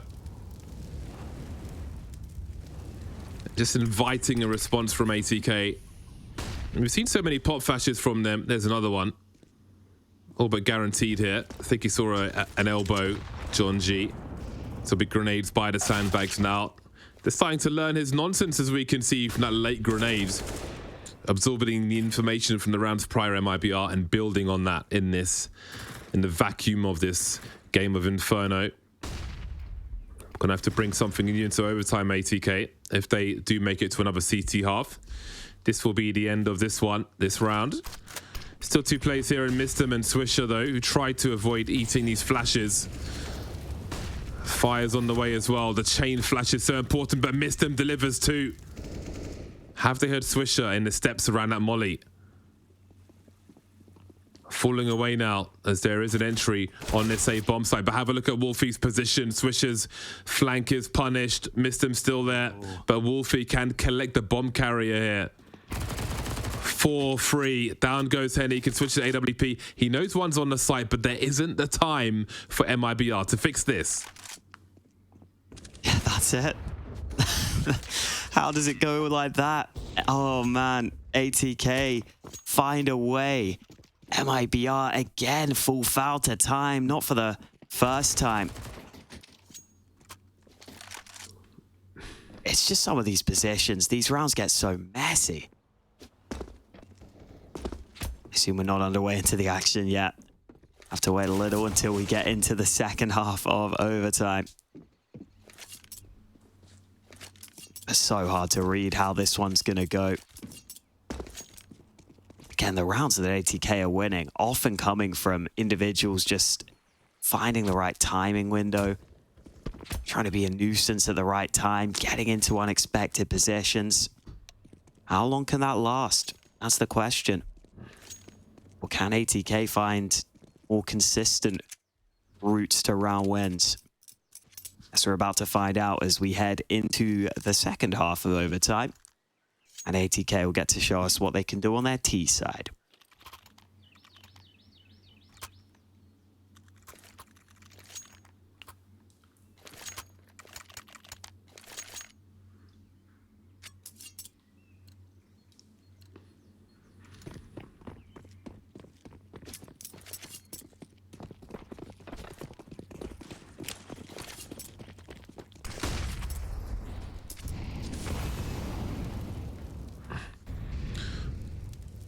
Wow, that grenade did 0 damage over Breno's head.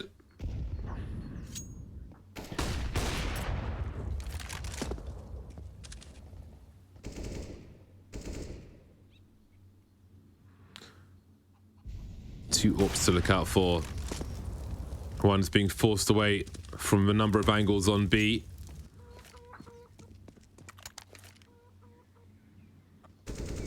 Util left over from earlier on. A minute on the clock very shortly for ATK as they force the angles away.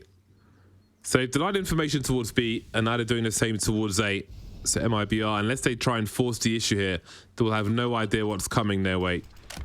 Henny moving over towards that long position now with the AWP on the A bomb site. 49 seconds and guesswork as John G is creeping around smokes once again towards B. And that just be maybe where the bomb is headed. I'm not sure what Henny's up to there in the library position. The flashes are here once more as Insani is dropped. Exit's got some work to do. Breno has been deployed into space by Wolfie. Now Wally will do some work. There's a flashbang for Exit to make his way through. He'll secure Banana at least. They can focus on the bomb site now as Henny gets to work. 3v2 on the reload there with that AWP in that smaller magazine. But he'll continue his push. Rek and Wolfie remain. And now just down to Wolfie. 1v3, reload of his own as he spots one by the barrels. Is he going to be baited now? Does he focus elsewhere? So many targets coming his way. But a retake will be successful and MIBR will move to game point. Not always easy to use the AWP on the retake, but Henny ends up getting a quad kill. Coming back into that B site. Brilliant round from him. See John G, such a high risk play, pushing through the CT smoke, tried to make it work. Not able to do so. Exit hits him with the turnaround, and MIBR with 2 opportunities, 2 map points to try and steal away ATK's map pick.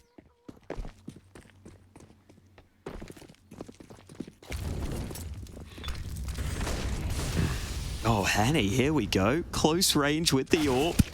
Oh, and he goes down. Missed him with 2 entries on B. That might be the round done and dusted. Got plenty of money, MIBR. So they will have to go for this. Lacquer and second mid has been dealt with. Now that's a combo. The grenade and the rifling.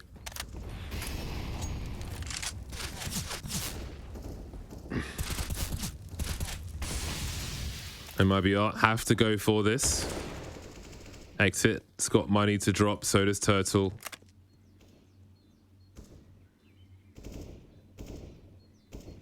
Are they saving?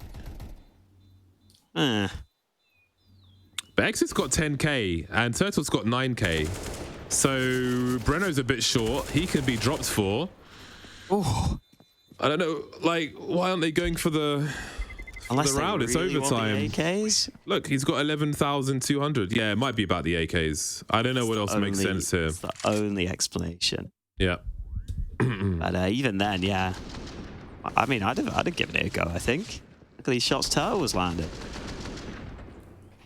Obviously easier to do that when they're all exiting or running into you, but still. One more opportunity. Can they make the most of it? Man, that was a tough round. You just lose those 2 picks on Banana so soon. Henny trying to make such a bold play with the AWP. I think this time MIBR might play it a little safer, play it a little further back. Force ATK to show their hand in the round.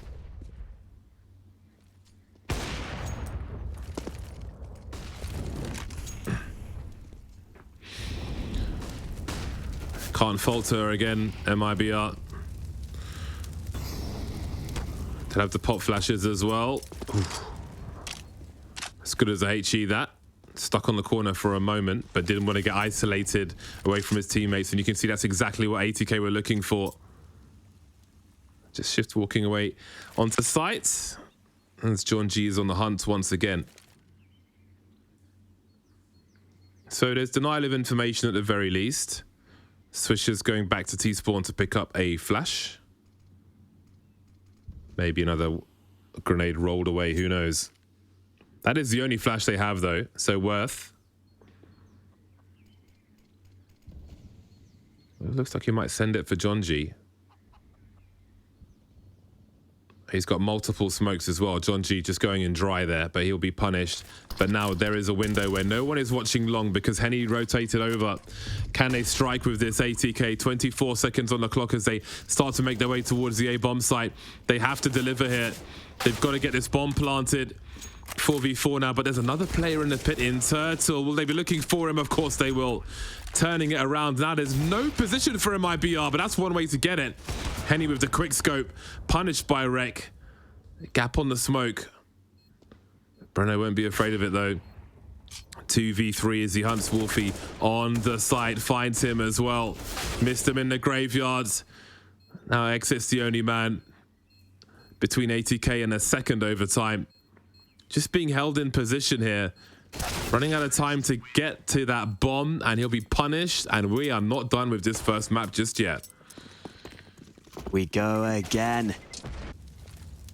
Oh, wow. So well done there from ATK to grind it back.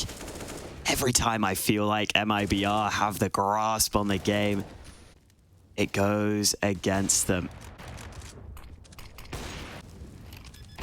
ATK, I mean, it almost feels like they might just find the way to win this map at this point. Like, any time I'm about to count them out, they come through with it.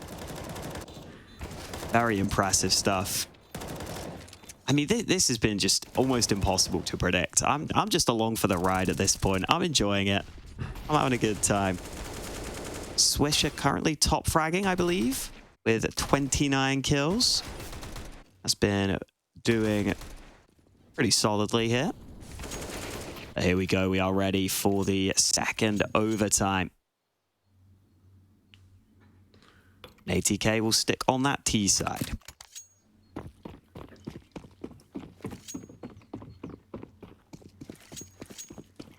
Two ups again for MIBR.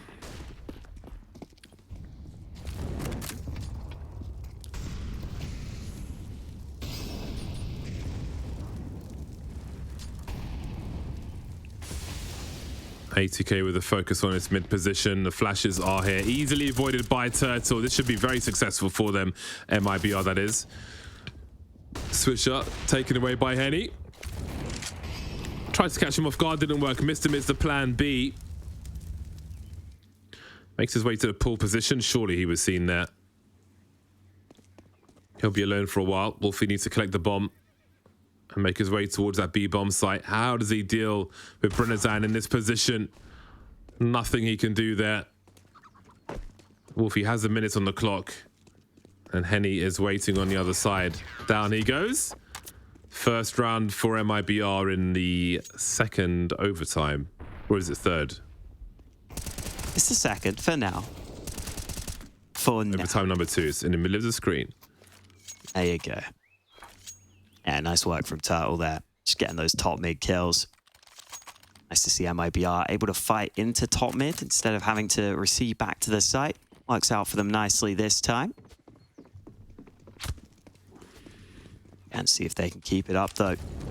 Wolfie goes for that AWP again on the T side, so he's pretty short on cash. Henny is really going for it with the assists. 18 assists now. Love to see it. Meanwhile, A kill goes down over on Banana, I believe. So that is a man advantage for MIBR.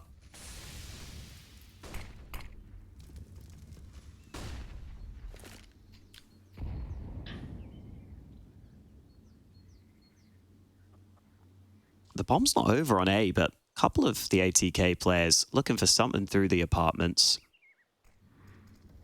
I don't think they'll get the fights they want, though. Yeah, maybe. There we go. He's the flash man. There's the flash. Oh, Turtle saved by Insani. Now Swisher's got work to do. He's got 3 players coming his way, and sometimes it will take 3 to deal with Swisher. Oh, Wolfie, a tag's not going to be enough there. The flick will be, though. Lovely work from him. Dies to the grenade. That's another round for MIBR. 2 from 2 in this overtime. Things looking very good on this CT side thus far. 1 more to go. Flick was all but cosmetic damage, really. Just cosmetic damage.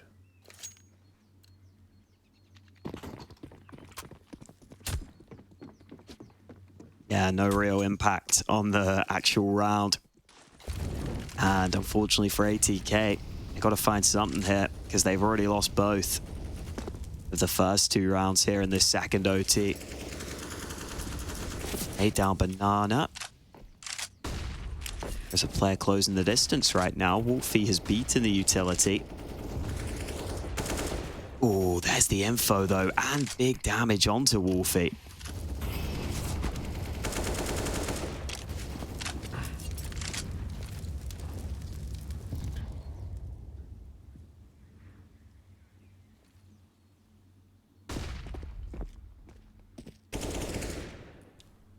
Pop flashes again. Everybody urgently trying to hold this position. Look at that swing from ATK. They really need one of these rounds in this half. That's a great way to go about getting one.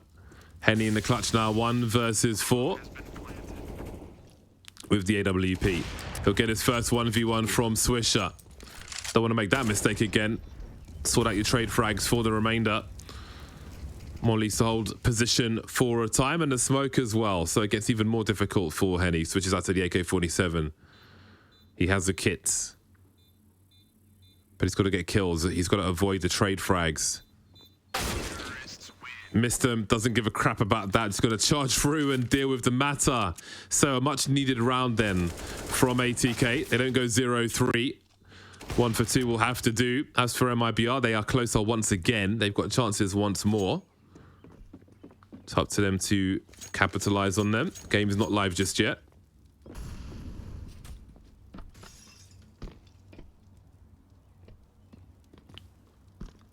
Yeah, we'll get into it shortly and see if MIBR can keep it up. ATK again, though, just able to grab back the 1 round to keep themselves in it. Feels like that's what they've been doing all map long. Could still pay off for them, though. Meanwhile, for MIBR, a couple of their players performing very well throughout here. I think Henny's had a couple of really impressive moments, but really Biaranazan and Insani have both been leading the charge for MIBR. And ready to head into the second half of the second overtime. Just the single AWP for ATK on their CT side this time. Did see John G picking one up earlier for Banana, but he goes with the rifle this time round.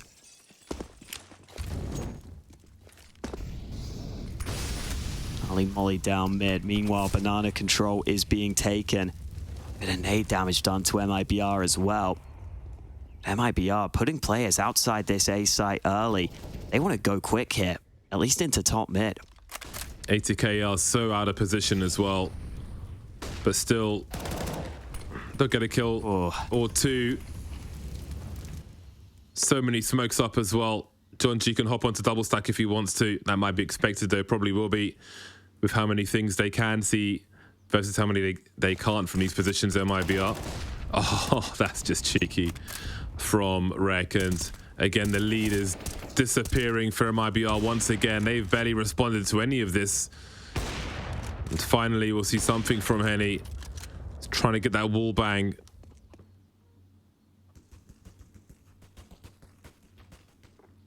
John G, Swisher rather, rounding the corner. And we're tied once more. Just when you thought it was safe for MIBR to pull away, the score is identical once again. Some clean shots from Rek, playing around that apartment's position very well. And nothing that Henny could do in the back lines this time. So hard to call this game. It is becoming that war of attrition. Banana control was taken in the last round by ATK. Early utility down in this one. I think MIBR want to fight this time, though. And wow, huge damage onto Mistem.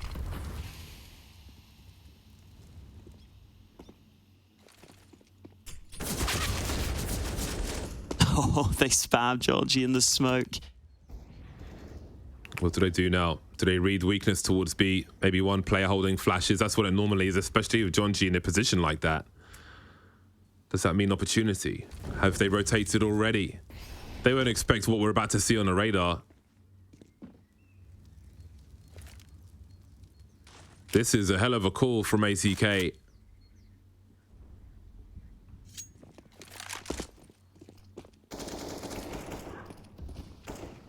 Yeah, that's going to be tough to come back from. MIBR won't believe this. The only thing ATK can try is like just doing an execute of their own from Banana almost with the nades they have. Oh, they're not going to deal with the AWP though. Henny gets 2, and now this is so hard. Some flashes at least. Off to the races for ATK, using the util as best they can, trying to isolate these fights as best they can. That bomb is so far ticked though. CT smoke has gone and they've got no util left, but they've got to go for it. Won't work out on this occasion. They chose not to save the AKs. They went for the round. Didn't work out. Yeah, MIBR rack up the frags. That's well worked by Henny. And then the peek down below, sure, he gets traded, but he'll take it. It's his team in such a good position to win the round. Indeed, they do. You can see at the top of your screen, it's first to 22 in our second overtime. So MIBR one away from victory here on this first map. Or if ATK win, we go again. See what MIBR go for. Huge risk taken by ATK in that round to rotate 4 over to A. Thought they had the read. But didn't have the right call this time.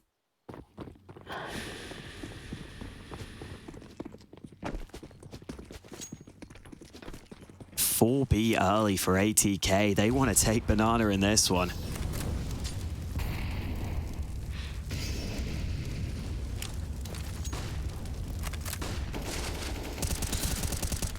John G by the sandbags again. So much util from both sides. Brenner's got to be real careful here.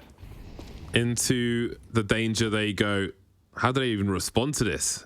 How do you go for a round win here, MIBR? Only 3 players remaining. One player fell back, maybe sensing danger. The other player hypnotized by it. Got nothing to show for this exchange so far, MIBR.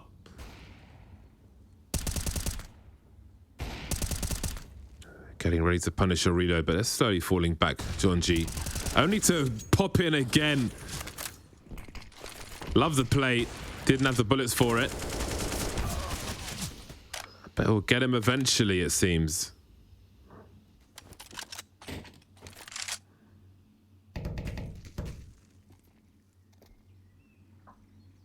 Can you believe it? Well, let's wait. Let's confirm the third overtime. Henny hoping for something. He's given the first fight, but now they know everyone will close in. Smoke goes down. Henny wants to believe, but I feel like even he himself knows this is not really doable. That M4 somehow only has 8 bullets in it. It's got 4 bullets left now. He'll try and get the bomb down. Tech 9 it is, another shot. But he doesn't have time here, just not enough time. They run him down and we go to a third overtime.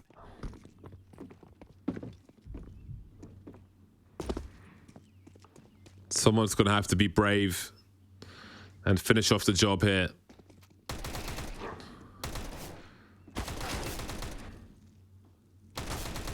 It's been a long game of Inferno so far. I feel like we have seen MIBR like try to adjust to the CT plays around Banana. I don't know if they forgot about them, but John G, again, a problem by those sandbags. There was a round earlier on where MIBR on the T side had a careful approach, put late grenades behind those sandbags and were able to make it much harder for them to achieve anything. I think they need to try and channel that once again as we continue with a third overtime here.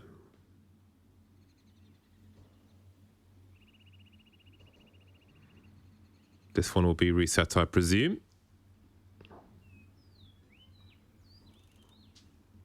Yeah, should be able to get into it shortly. Does get to the point where the players might need a minute just because it has been such an intense and long map of Counter-Strike.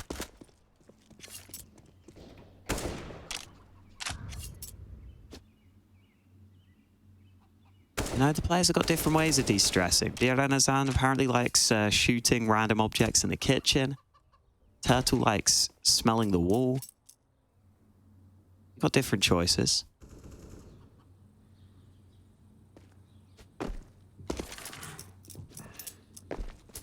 Yeah, I do agree though. You're definitely going to see John G aggressive on Banana a lot. Seeing it so often here.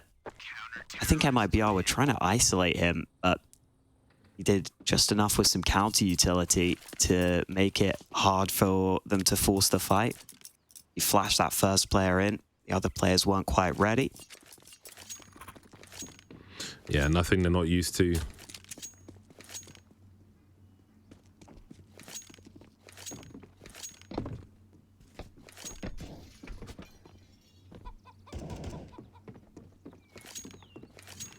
Just waiting for the players to ready up so we can continue this first map of the series. Thank you. There we go. Ready to get into it. ATK haven't been going for that double orb setup too much here in OT. MIBR have been favoring it on their CT side. By the way, Henny has rocketed to the top of the server with 37 kills on that orb. Great to see Henny performing here in overtime. Here we go then, third overtime at the ready. And Jonji will go flying into Banana early. No challenge from MIBR on this occasion. Holding on to most of their util, it seems. MIBR have been really slow on their T sides. Although when they've been slow, I feel like they've had success just fragging out later on. Again, a measured approach. How will they deal with these sandbags, though, where Jonji continues to be a nuisance?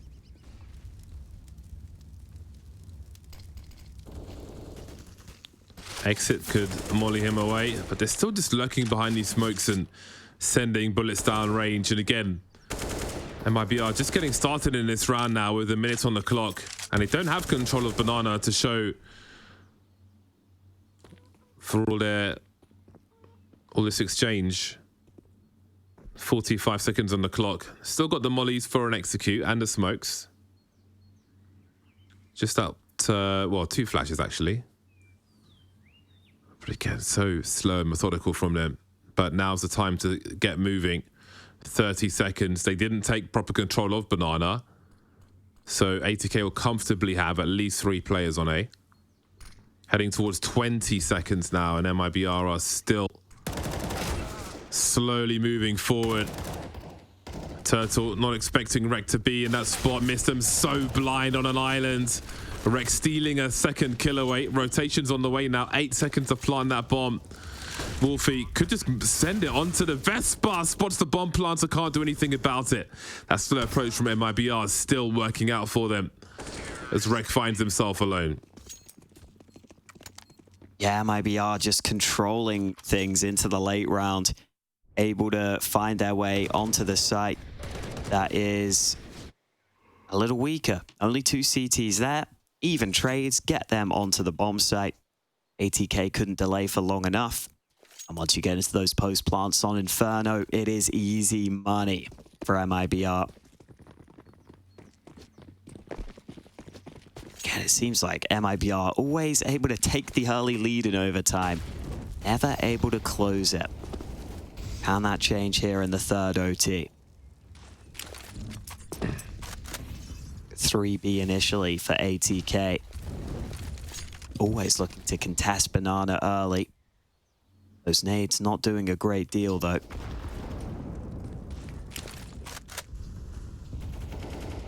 Yeah, no real nade damage there for ATK. Bit of a shame for them.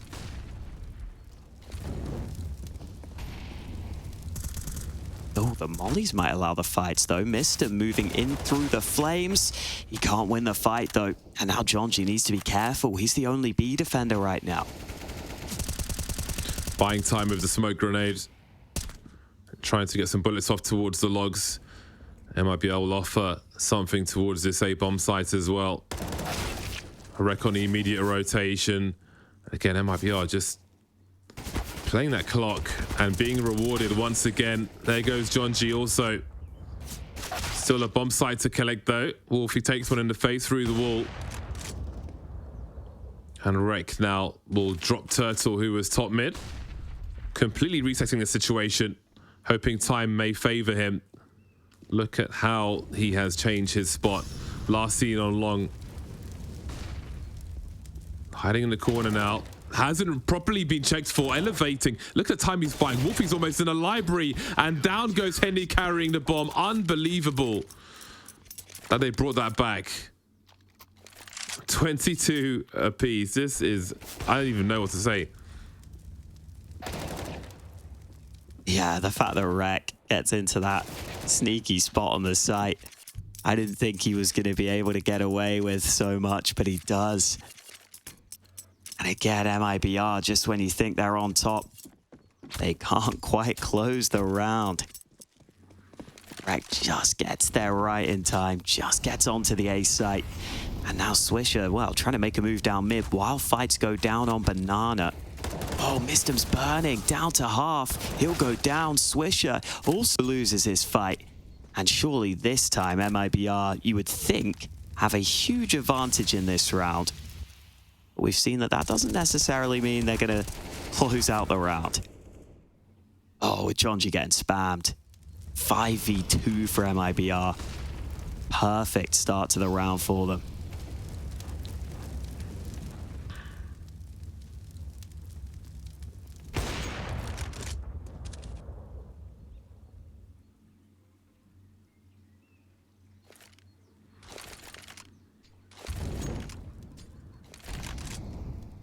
What's the play for ATK? 2 versus 5. Rek chilling in Boiler. Wolfie's on the way, but he's making a mistake, as we can see. MIBR just cutting noise, holding position, posting up in all directions in case there is a flank. And ATK have to wait at the mercy of their opponent. Util thrown towards B. Almost like he was considering saving there. Till he realized where he was. 2v5 then.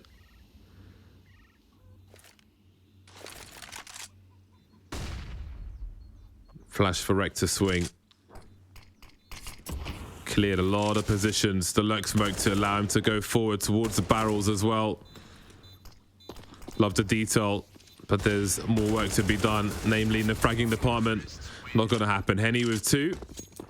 No, MIBR will be at 23-22 as we switch sides. It's a naughty 40 from Henny. 41 kills. Crazy scenes here on this first map. And listen, we've been saying both these teams, a lot to play for here. Money for charity, but also a spot at Gamers 8. A huge tournament with all the top tier teams in attendance.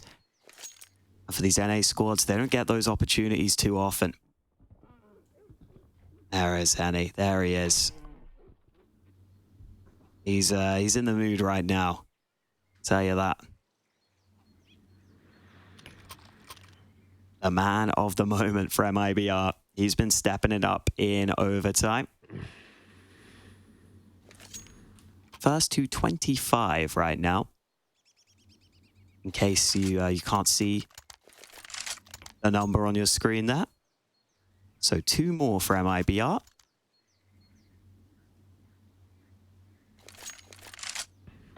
And just the single AWP for the first CT round on the MIBR side.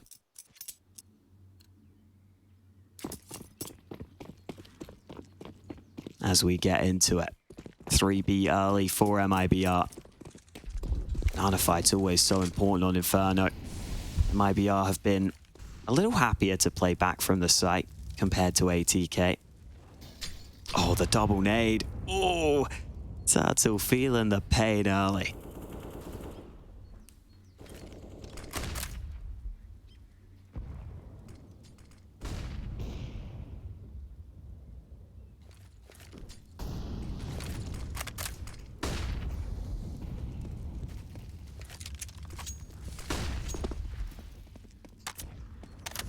Top mid has been conceded then.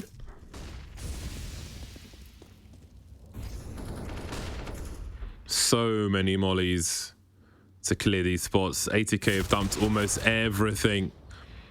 But Swisher on long is always going to be a help. Switches out with Mistem then. Taking heavy damage. And Exit's going to be looking for more. Dealing with it, seizing it.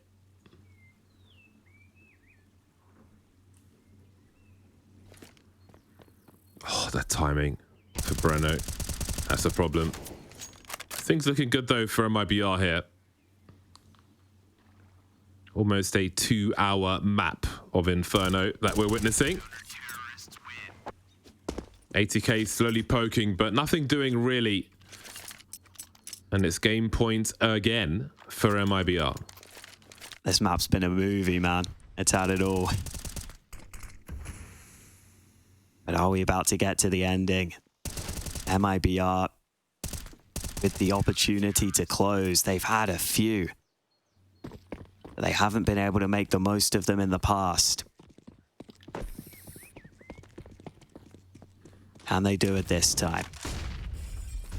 Early banana fights going down. Oh, flashed off the angle.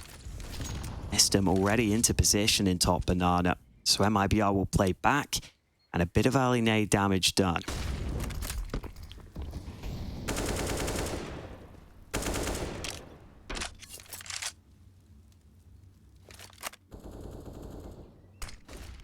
Oh, Swisher just snuck through his own long smoke. And Sani must not have been ready for it. No one is ready for Swisher when there's urgency to be had. Making his way towards CT spawn now to cut off the rotation of Breno. And still Mistim's offering something towards the B-bomb site in the meantime. So much map control for ATK and plenty of time as well. In that library position now is Swisher as Mistim is dropped on the B-bomb site. Henny on fire, blind and dead. And MIBR, the remainder of them, will stay on B. They must really like those AKs, man. They must really want them. One of two bites.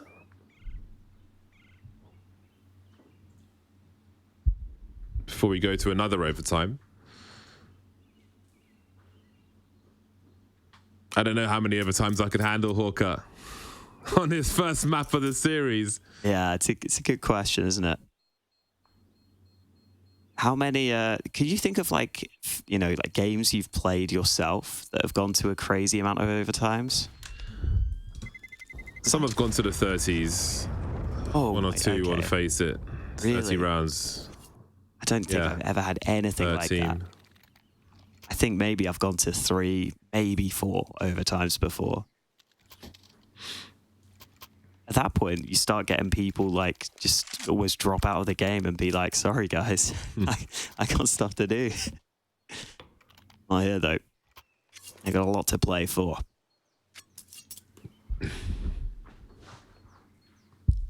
All right then. Game point for MIBR still rides, otherwise overtime number 4.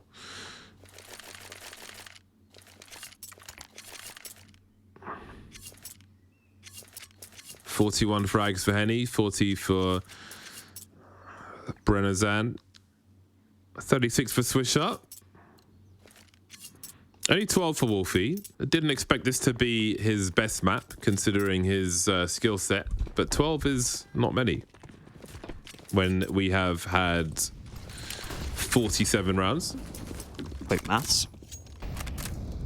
Ooh, boost up for Turtle. MIBR looking to hold on to top mid. They've done pretty well in these fights previously.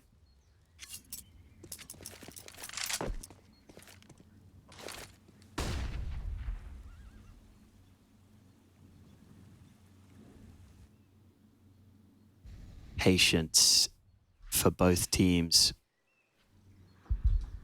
Haven't had too many rounds like this where there's no real action early on.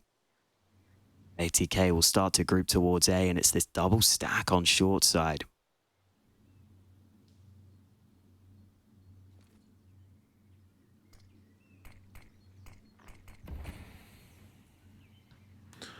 This has to be where the round is won for MIBR. So much jiggling. Look how many ATK players are here. The flashes are here. Turtle's waiting for the next one. Big fight. Brenazan. Has he done enough? Has he bought enough time? Exits, making his way towards library. Man advantage is here for ATK, and they are booking it back to the B bomb site where Henny waits. 25 seconds on the clock. Through the smoke. So much distance between the entry attempt and the remainder of the squad going for the bomb plant with no cover, and Henny's just standing there taking it for free. What is happening towards the end? Another attempt now. Wolfie's gonna have a go, and Henny is still here. That is one way to lose after so many overtimes. Crazy scenes on Inferno as MIBR finally take it over the line. Henny the man to do it. Henny, who stepped up so much in OT. He was delivering all over the place. And with that AWP, just so many shots at the end there that were made easy for him, but he'll take them all day long. An absolute behemoth of a map, a marathon, you could say. But MIBR did feel like the better team throughout and eventually able to close it out. Yeah, a bit of a deflated balloon in that. The way the last round went, where Henny kills the first guy and then just no one covers the bomb carrier while Henny's still there. It's crazy. But something had to separate these teams, and it probably was going to be a huge mistake towards the end. So there we go. That's a crazy game of Inferno, which basically took about just shy of 2 hours for one game of Inferno. But hey, it's a grand final. They're not often close, but that one certainly was. We're going to head to a break. More action to come. Every day, it feels like there is a new crisis. Families displaced by violent earthquakes and wars. Warm hearts sleeping under cold blankets of stars. Lives destroyed and washed away. Families fleeing into the unknown. But look closer. See the hope everywhere. See the ones running towards disasters to help. Compassion exists all around the world. Kindness is healing wounds, bringing hope for a brighter tomorrow. Look closer and see the many families like Layla's who've lived through unimaginable hardships and yet haven't given up. Please don't give up on those forced to flee. Donate now.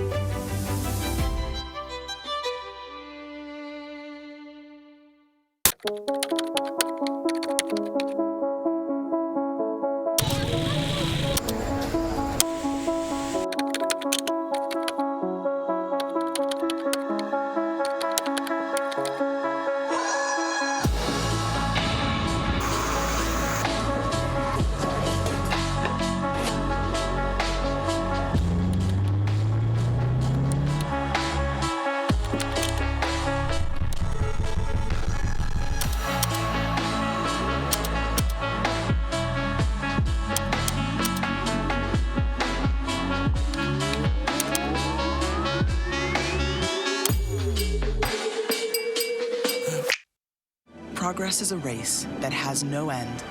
After every finish line, another challenge awaits. How can we continue to push innovation in a sport at the forefront of technology? This is how.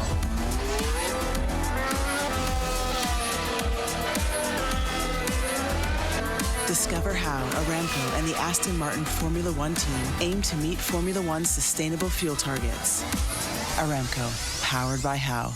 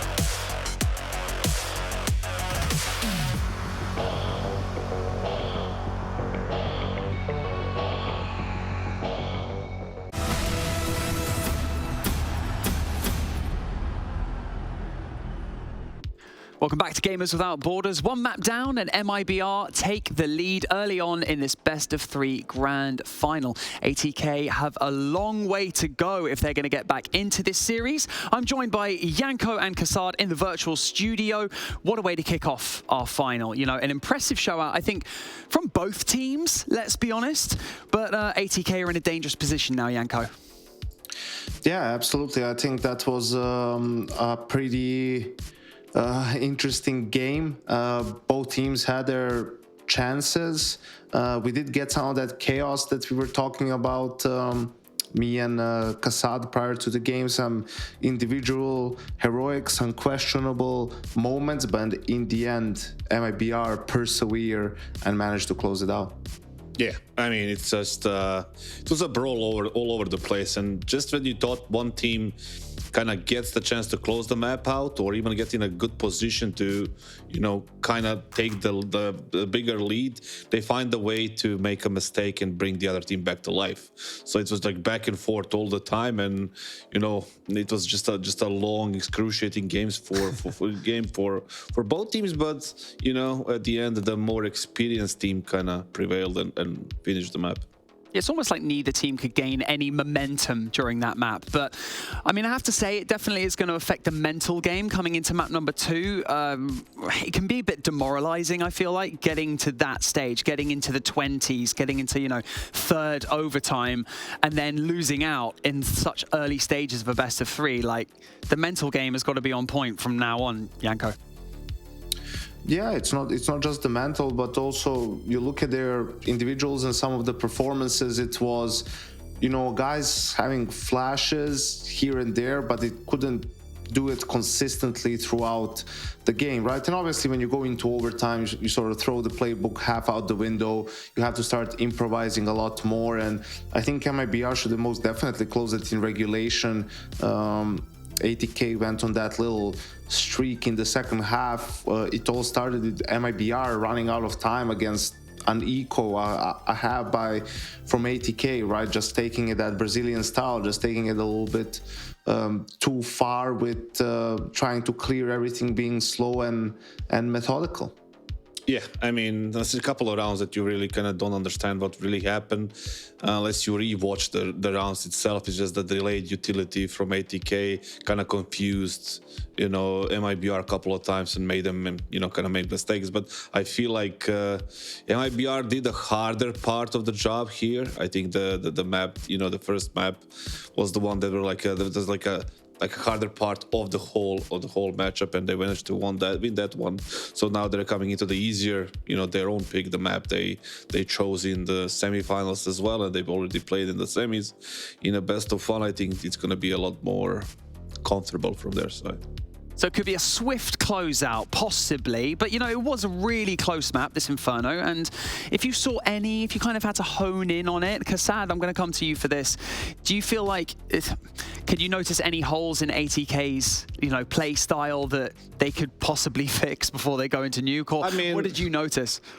It's not like something they can definitely fix. I saw a lot of missed utility from them and misused utility. That's something that you can maybe talk about between the maps and just, remind the guys to use it a little bit smarter. But when it comes to the structure, you don't see any kind of great structure because they're a semi-mixed team. So they have to rely on the fact that, on their confidence and their aim and just raw skill to kind of fill those gaps they have in their structure and the team play and the other stuff.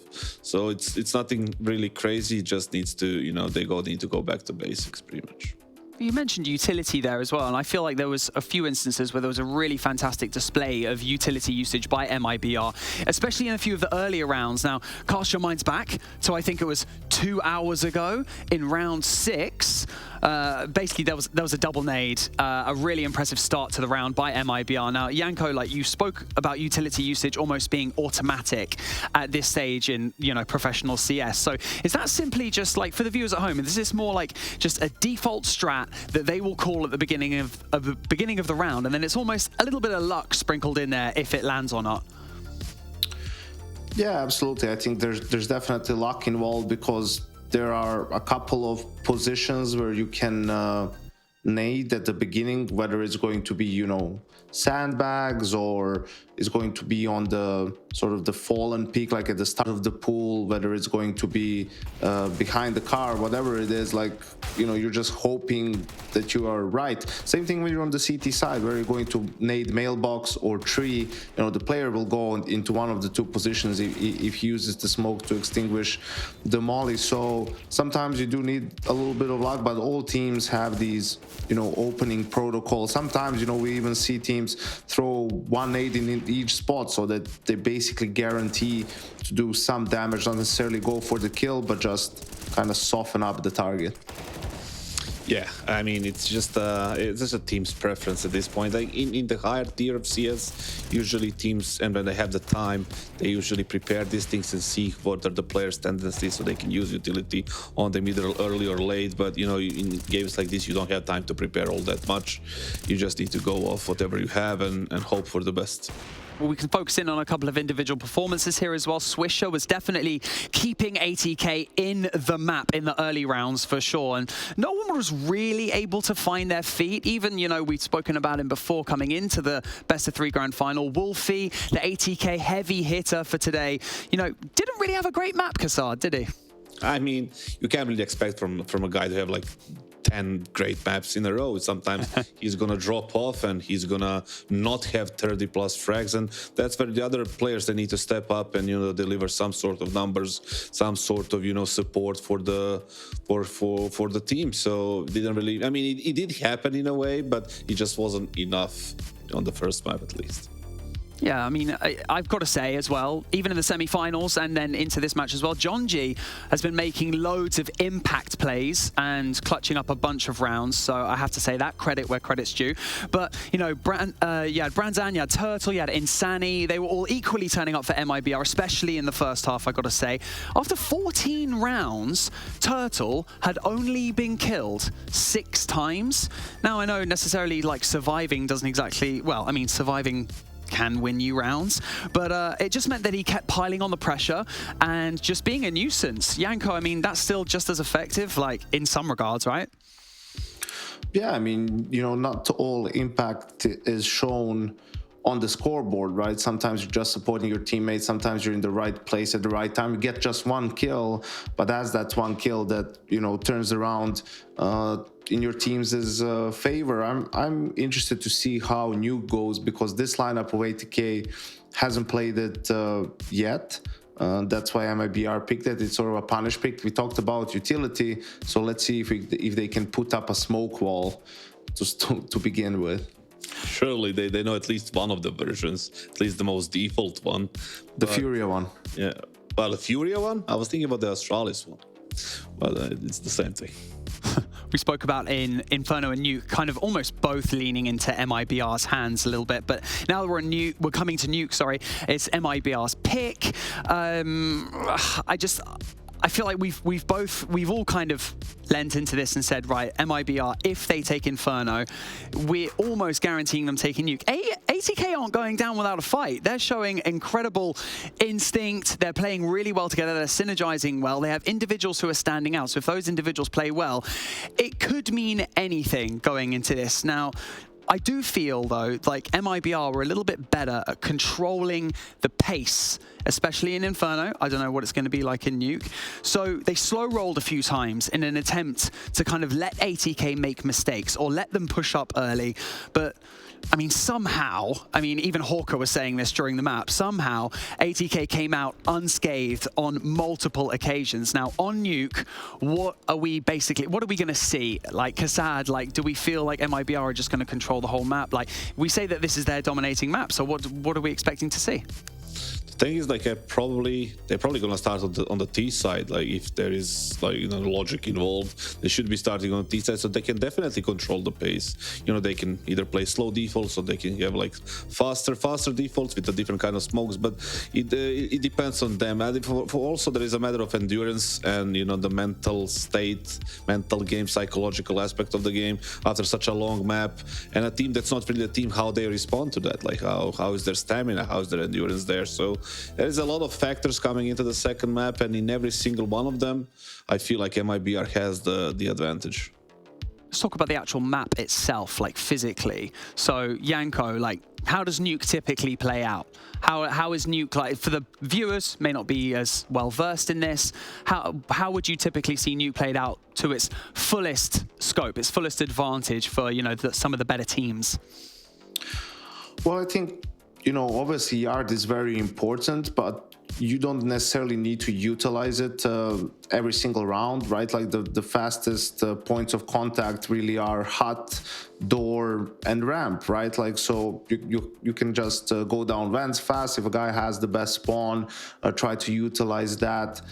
Sometimes just explode through your own smoke in door. Obviously later on is when you utilize smokes too, right? And those smokes can be just a decoy, just to deny information for the CTs, deny vision, and abuse rotations, really. So that's what it's all about on Nuke: rotations, knowing who goes where, and then abusing that to your own advantage.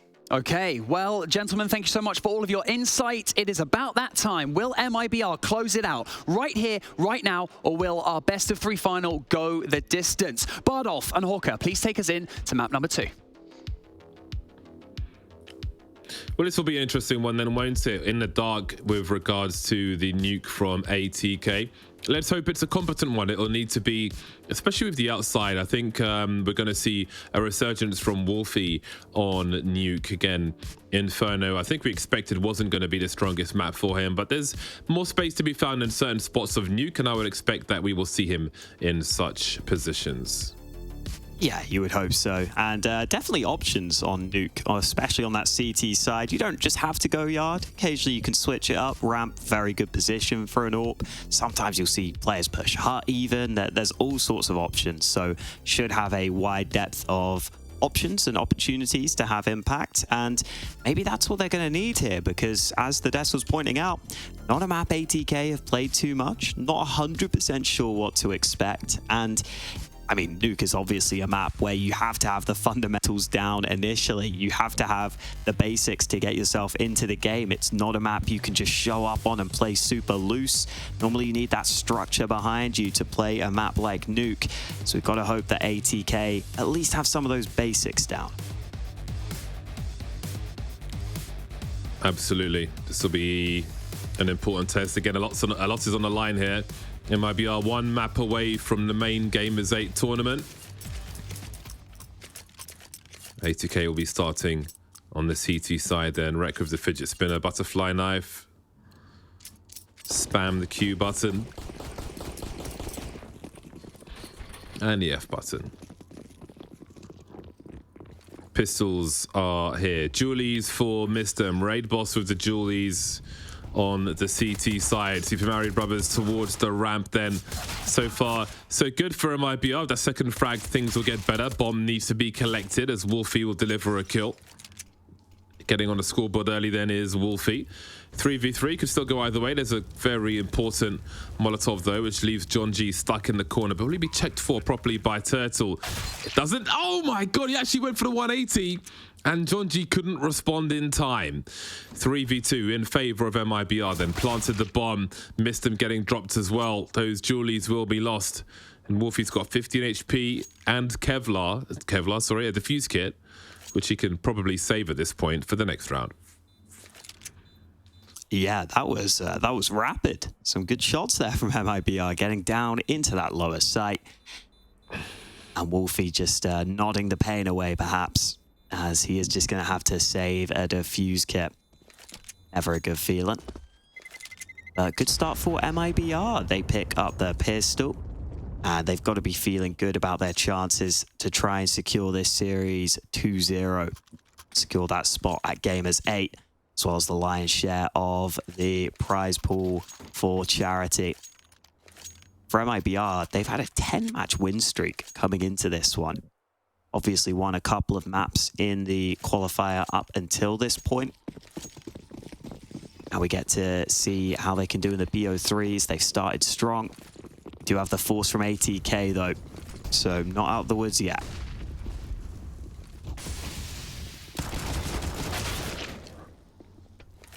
Ooh. Team kill, but whatever. Less money for the opponent.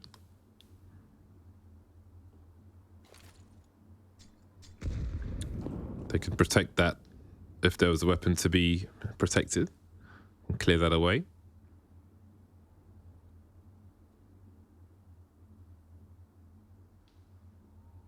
Holding the ramp now, MIBR.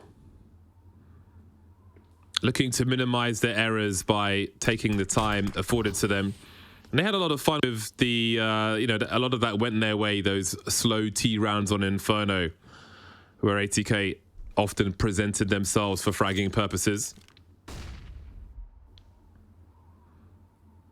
Trying to buy time with utility. And again, Georgie goes close to the smoke. Doing some damage, but many positions have been lost now towards this B-bomb site. 40 seconds.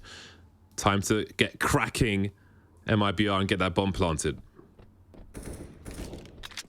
Yeah, they're going to get it down. They're all good. Not so good for ATK, though. Just that ramp take. Almost all MIBR need to get down to the lower site. One more kill is all that's required. And they find their way in for another clean round win. So early access to this B-bomb site for MIBR. Already the fundamentals looking pretty solid.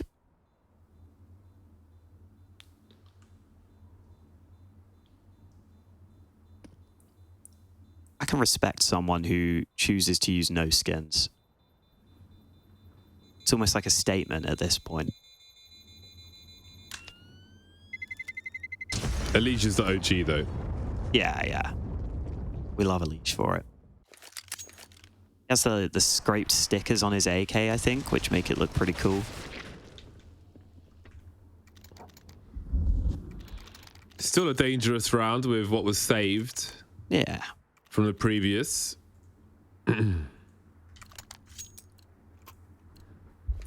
Oh, why has John G bought a Mag 7? Oh, that's got to be a fat finger situation. Yeah. He must have we'll fat fingered a fit. I don't know how you fat finger a Mag 7, but I feel like surely that's a mistake.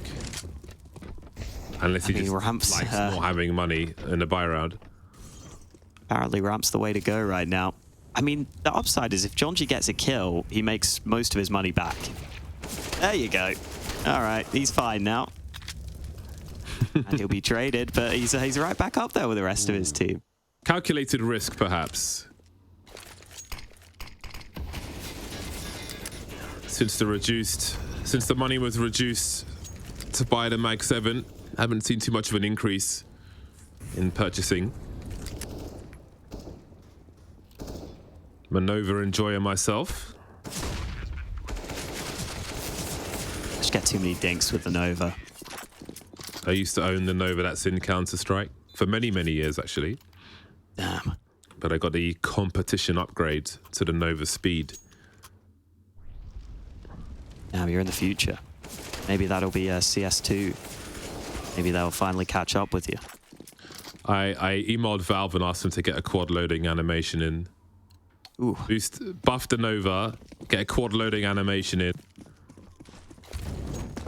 I sent a video demonstration as well. Let's see what happens. Ooh, missed him taking a bit of damage. We've got that AWP out, but look at this. MIBR might just burst this A-bomb site. Missed him is super blind. Oh, they're down. And everybody's made their way downstairs. That is sleek. They may have players to deal with on the ramp, but look how many of them there are. They're everywhere, utterly swarming. MIBR, this one may have been a mistake for ATK. That was slick. Absolutely slick. And it's pedestrian, these frags from Breno outside as they swing through the smoke. I don't know if ATK had the vision to understand what even happened in that round. 458 HP at the end of the round for MIBR. It's really nice having BR Ensan there as well. Just cutting off the rotate down secret. Oh, it's like the only way you can really get back down to B. You can't drop the vents. You've just seen 4 Ts drop down the vents. It's a really cool round from MIBR, faking out the fast A play, getting in position to drop down B, and they just get there before anyone from ATK can respond. I love that MIBR is coming in with the pace. Look at Jonji though, trying to make his move on Yard, but dealt with on this occasion. Still some lobby aggression here.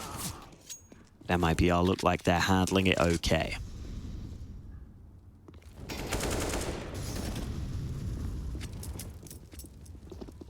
Reichel tries to rotate that rifle while Wolfie collects one of his own. Oh, the bomb. The bomb. Oh, boy. Ooh. Oh, boy.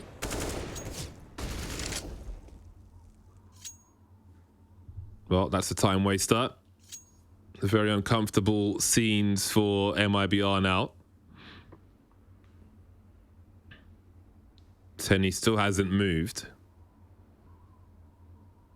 But in the meantime, Brenazan is spreading out, trying to find what he can. These are the kinds of rounds which MIBR are liable to lose, I believe. Oh boy. Not on this occasion then. The dance is won by MIBR. A fast 5-0. It's quick. It's been clean, except for that round. But we won't talk about that.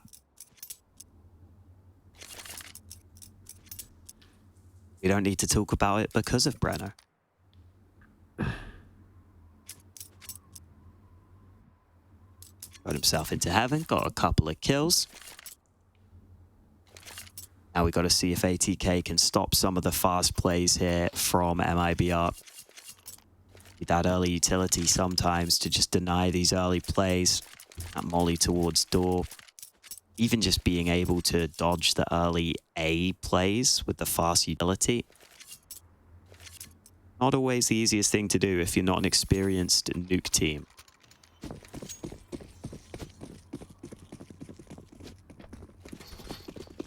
No one really fragging massively for ATK either, and could it be a fast A play this time for real? Again, the flashes are so good. I think there might be somebody in main to deal with. Missed them, looking for 3 and finding all 3. The trades are here eventually. But now Breno is in the 1 versus 2. Bomb on the floor in the A bomb site. That's going to be a hard 2-person setup to deal with there as missed them, overperformed up top in the rafters to allow ATK to stay in that one. Not 2, but 3 is quite the achievement there with the transfer onto that 3rd one. Wonderful from Mr. Very key play from them. But their blessing could be a curse because the full buy is coming from MIBR. And that means that ATK could be broken again in this round. Yeah, MIBR just having those players trying to come out through hut. I was a little surprised. Oh, and that's a great kill from Swisher. Takes initiative. I was a little surprised Insanity couldn't get the trade through from Squeaky. Looked like he was going to have that one. Onto missed him. But unable to deliver. And now ATK might be finding their footing on their CT side of Nuke here. Denying some of these early plays, the early aggressions from MIBR. So MIBR having to take a different approach in this one. I think Exit's got some smokes dropped to him so he can deploy the yard utility by himself.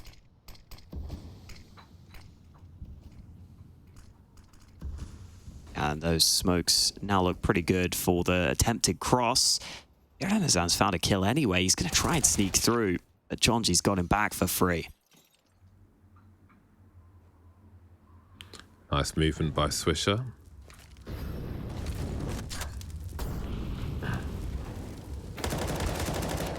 Util exchange. Henny's in the bomb site alone with the bomb. Maybe felt like he had a window. Turtle creeping around, and Swisher will continue to deal with these players. Sliding off the door, doing great damage to Exit as well. Nothing given for free by Swisher. 19 seconds now. And MIBR might be running out of steam in the short term. They've still got plenty of money, though, for more pressure. But it felt like ATK were in charge of that round. Yeah, Henny's just so far ahead of his teammates, even though he gets out onto the side. As soon as he loses the fight, it is problem at stations for MIBR. Not easy to get out onto A.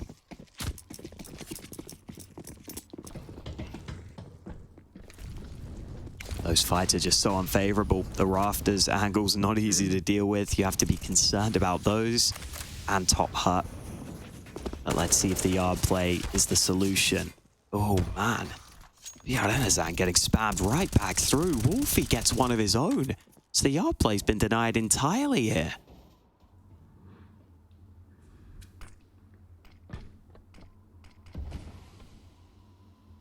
This is an important round for ATK to win. To start to build. It's going to look real tough for MIBR now. Looks like they want to give Ramp a try, but I love the angles we're seeing from ATK. Starting to take control now. Growing with power on the CT side. What's the plan with these two rifles? Mr. maybe realizing what they might be up to.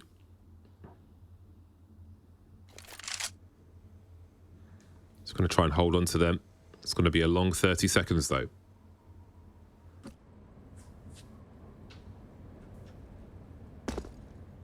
Oh. Turtle's going to stay on T-roof. And Sandy should be very safe all the way back in spawn. But yeah, ATK have found their way in here. Definitely expecting Nuke to be slightly CT-sided, and that trend is also true for MIBR in their stats. So the fact they got 5 rounds so early already puts them in pretty good stead. ATK have sprung to life here, sprung to action.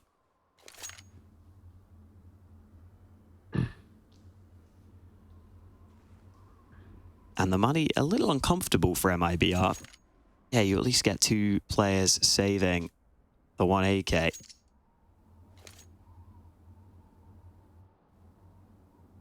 But at the same time, the other players can't fully afford to buy off the back of it.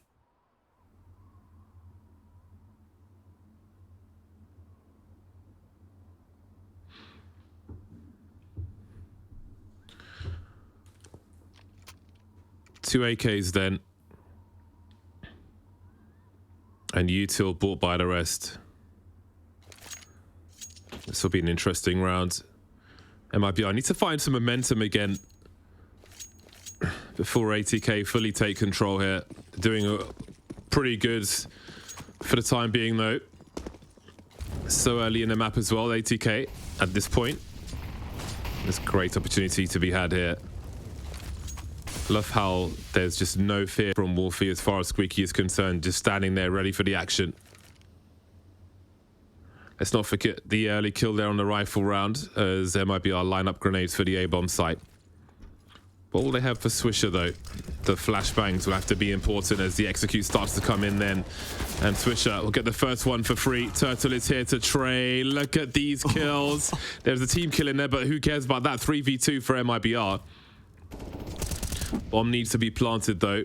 Wolfie showing presence. Bomb is planted before Rek gets into position, and that's important. Been spotted now. I don't know how much there is for him to do. Henny gives him the 1v1. That spread is everywhere. Henny making that real hard, and MIBR's execute will turn things around for them once again, but they've done big damage to ATK's economy. Yeah, this is nice from MIBR. I think these A plays are something that ATK have shown that they might have struggles dealing with. Just the utility is not being dodged that effectively. Even in that earlier round where Mistim had to bail them out with the big multi-kill, it looked like it was going against them. Well, the yard smokes and oh, is that a vent drop? I don't know if John G wants to make this play. Yeah, knife out. He didn't realize Insani was down already. Oh man, that fast it can be. Can lose a kidney that fast on Nuke.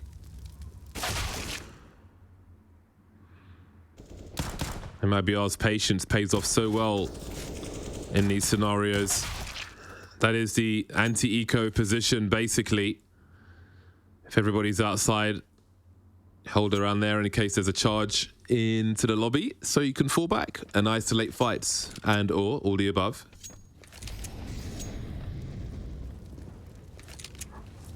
MIBR with a grand score on their T side already. Bomb has been planted. Terrorists win.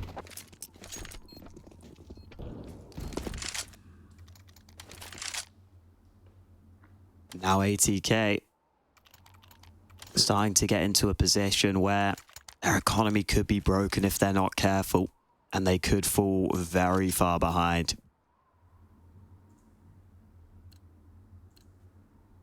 Looks like MIBR might be finding their way in here, and it's a real team effort right now. Everyone delivering on the MIBR side, and they might just run a similar play again. Flashes at the ready, nades out, and that vent drop so powerful, not being denied here. This is wild. Oh, Red goes through the correct side, but apparently there is no correct side when you're up against MIBR on Nuke. A painful existence for ATK continues as Wolfie and Mr. are unable to get involved in this round before it's too late. Again, MIBR relatively unchallenged. 3 men into the vent. Maybe making that play after the beginning of the last round where there was that kill in the vent versus the knife out.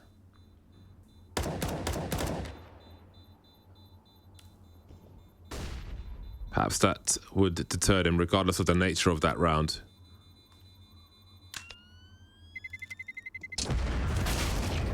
Ooh. Oh boy. 8-3 for MIBR. A roaring start to Nuke. Roaring. Looking real good. I think those vent drops, normally you have players spam towards the vents much more than what we're seeing when that utility goes down. Or at least, you know, have a faster response on the rotate. Sometimes you can even have a player starting down towards B if you want to. We'll see if ATK have that up their sleeve. Look at the nades, beautiful. Wolfie trying to get the pick, but nothing doing for him over towards main. Mistim will have his turn with the AWP.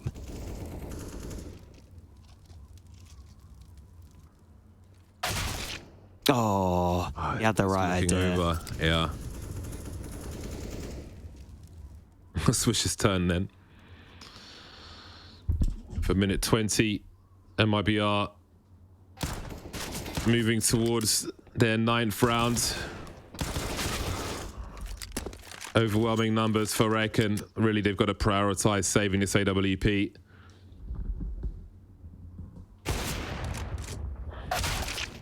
Oh, that was getting interesting. Oh, John G is here, hiding in plain sight, hoping to find that AWP. And that is the bomb carrier going to rescue the AWP.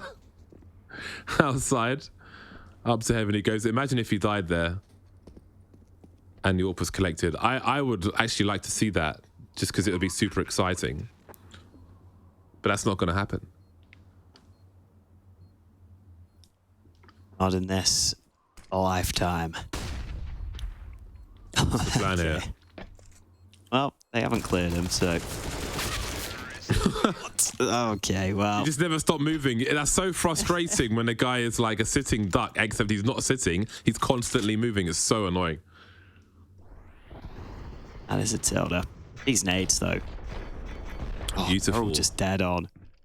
Classic Virtus Pro strategy from years ago. I think I made a video of them doing that to Apex, I want to say. So long ago.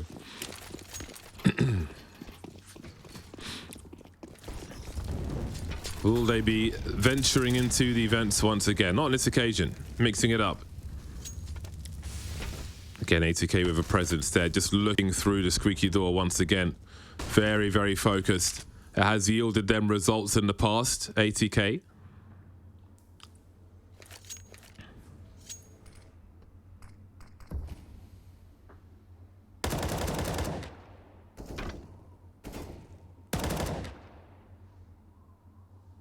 Wow, slower approach from MIBR for once.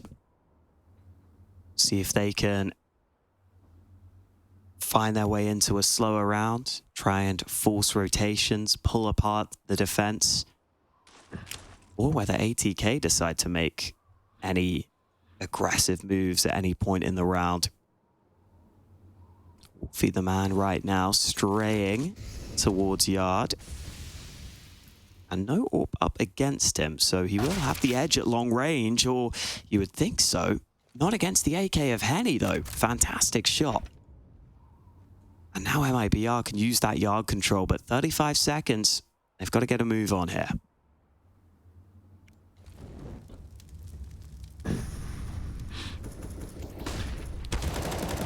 The voids of flash missed them, but the numbers are here to trade. Tags through the CT vent. They know someone is there. Turtle delivers, and ATK are helpless against MIBR on the CT side of Nuke. Utterly helpless. It's another round where they are just victimized by MIBR, and that leaves them with nothing in their hands to fight with in round 14. A very fast first half of Nuke thus far. Night and day compared to Inferno. We'll see the scout come out for John G. Try and up his kills from 2, but indeed, they are getting slapped about at the moment, ATK.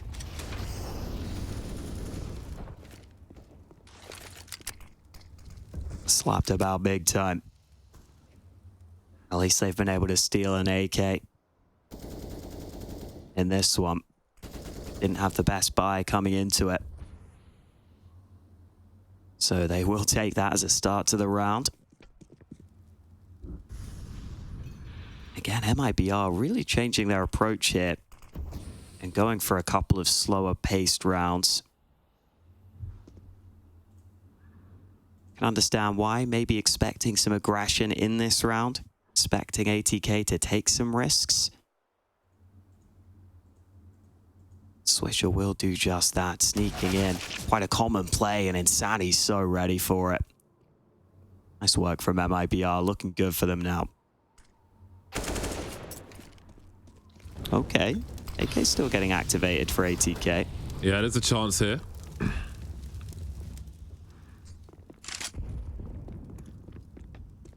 Surprise attack from Rek could be everything.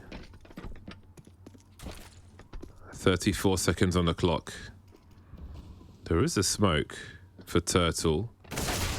Oh my god, he's just on it today, isn't he? 10 kills for him now. So he joins the remainder of the rest of his team, all on double figures. Wolfie running into a two-person setup, and he's discovered it. But with the CZ, he is limited on how many bullets he's going to fire, and none of them will connect enough. 3-11 then in favor of MIBR. Yeah, really just showing the difference in experience on this map right now, I think it's fair to say. And even if ATK have been potentially trying to practice this map, it's sometimes a whole different thing putting that practice into the official matches. We might be seeing that here. Smoke down early, and Sani looking for the vent drop, or maybe just the push out through door. He does get spammed. So this time ATK able to deny the early play, and Wolfie in position doesn't pull the trigger. They just run him down. The slowdown was crazy with the tagging on that squeaky player. Swisher is dropped, leaving 3.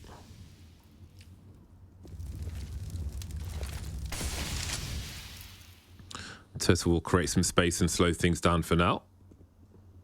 So they tried to retain control, but Mistim is lurking towards Decon, as we can see.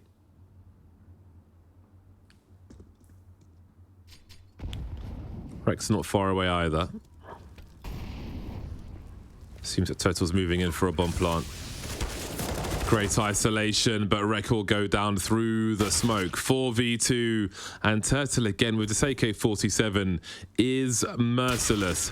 John G slowly walks to his doom, and it is a devastating first half of Nuke. We head to a break. We'll see you back here shortly.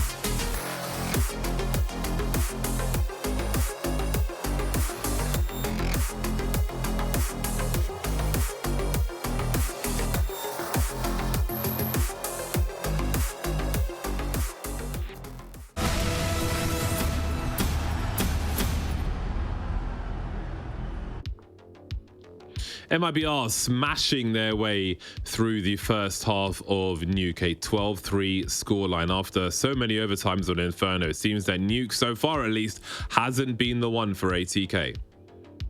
Yeah, no, this was what looked kind of like a risk for them to try and just, you know, leave the nuke in still. Like they couldn't not leave it in. But I think for MIBR, in the past, they've picked maps that weren't the punishes in this series. And this looks like the punish for ATK. You know, if you don't have that many maps played on Nuke, you don't ban it in this one. They decide they're going to pick it. And, well, it looks like MIBR just clearly have the experience right now.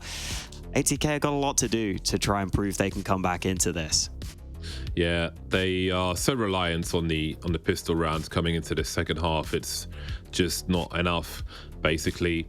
But it might be enough. It might be enough. But again, it's a rough situation for them. But we'll see if they can pull something out of this once we get into the pistol rounds. Night and day from Inferno. I'm not really sure what else to say, really. They'll need to get to work and fast. Otherwise, you know, their margin for error is pretty small. It's just going to be a tough day at the office after so much work in that first map, especially when they hadn't gained points themselves, ATK, but weren't able to take it over the line. It would be a shame to just be deleted in the second map, but it's absolutely possible. It's absolutely possible when we get started. So again, like they're a team I enjoy watching, ATK. I like their discipline. But I mean, we might not see them at Gamers 8 if this continues from MIBR. Yeah, it's going to be tough. It is going to be tough for them, but we'll see if they can pull something through here. I mean, the scary thing is you're also heading into your T side, right? So, I mean, it's in theory going to be even harder if you don't have the experience on Nuke to play on that T side. Maybe you can find some early entries. Maybe you can try and work off that. But if you've ever played Nuke with, you know, randoms in matchmaking, for example, you know how hard it can be if you don't have things nailed down. And so let's hope ATK can show us a little bit of an improvement here onto their T side. As you were saying, pistol is pivotal. Let's see if they can get it done.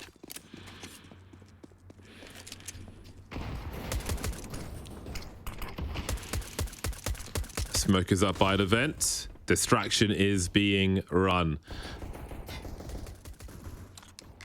Bruno's got a very good angle though. Now, Swisher has found his way outside, but the action's being attempted towards the ramp and those Julies are rattling off warnings. Swisher's rotation is going to take a while though. Keep an eye on him on the radar coming in from the back. He's been spotted by Henny, who makes his way. He's moving with a deagle in a pistol round for Swisher, who still delivers the frag as well. A raid boss deagle in a pistol. You never see this. You never see this. The bomb lost on the A bomb site. 3v2. John G and Wolfie.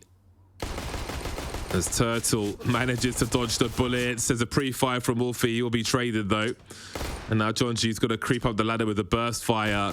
Trying to reach Turtle. Still can't connect. Is he invincible? Is God mode on? What is happening here? I'm not really sure, but they'll take it. That's all I know. MIBR will happily take it. Yeah, as you were saying, the Deeg with the Kevlar. I mean, you don't see that on the pistol because you'll normally just see the P250, which you could argue might be better for the pistol round, where you can sort of tap away a little more quickly. I feel like it's maybe even like faster to reset, whereas with the Deeg, as soon as you take your shot, you get the inaccuracy. Sadly, Swisher only able to get the one there. That's crazy. You just need a P250 and you could buy some util or whatever. Yeah. Or drop multiple P250s rather than drop him a deagle. That is wild. It's really weird. The last time I can remember it is when a Shocks team years ago on Dust 2, someone was dropping a deagle to someone else to then try and get a one-shot down Dust 2 and then buy a Mac 10. Before, yes, I remember that, yeah. Before, that's the only time I can remember, and that was not recent at all. That's super wild, man. Give two people P250s. Like if someone's at the back of the ramp, you can one-shot them, peeking over a Glock. But anyway, here we are, 14-3, and the AKs are out fast for ATK. And those will have lots of promise in them, especially looking at the weaponry we see here for MIBR. Still the T side though, and Henny will be enough with the FAMAS.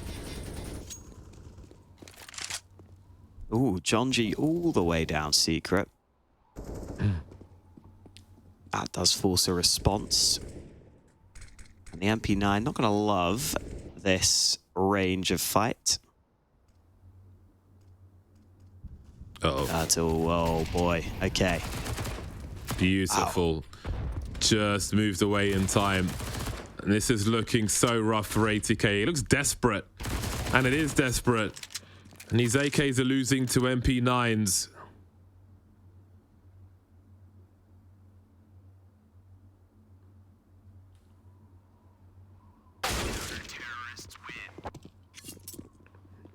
Oof. I mean, I don't even know what to say. Yeah, it's getting to that point, isn't it? Oh, from match point MIBR, but just like his AKs just got eaten up by MP9s. You know? Where's that disciplined ATK that I like to rave about? We're not really seeing them here on Nuke at all. Yeah, sadly not. Maybe just not their map. MIBR's map pick. And we are seeing why in this one.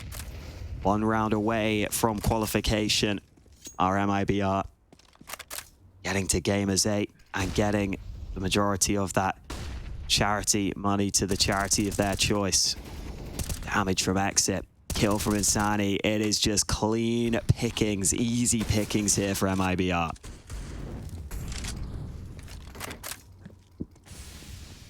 And he gets an upgrade. Oh, these guys outside in the red. 1 HP for Mistem. Now none. And that's it. MIBR make it to Gamers 8. They qualify. They win the final. Congratulations to MIBR. A hard-fought first map, an easy second one. All credit to them for making it that way.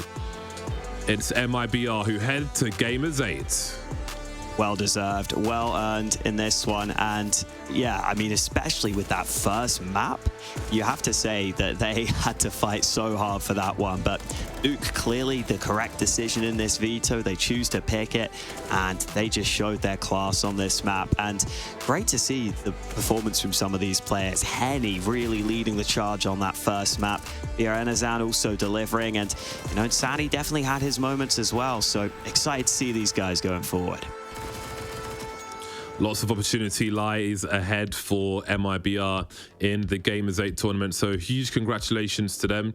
But perhaps ATK had to win it in 3. Maybe Nuke was never going to go their way. They were close to winning that Inferno, but they could not pull it over the line ultimately, and that led to their demise. But for MIBR, there is so much more ahead of them. Of course, they take the lion's share of the charity money to the charity of their choice as well, but also they head to Gamers 8. So congratulations to them. That's enough from us. Over to Banks.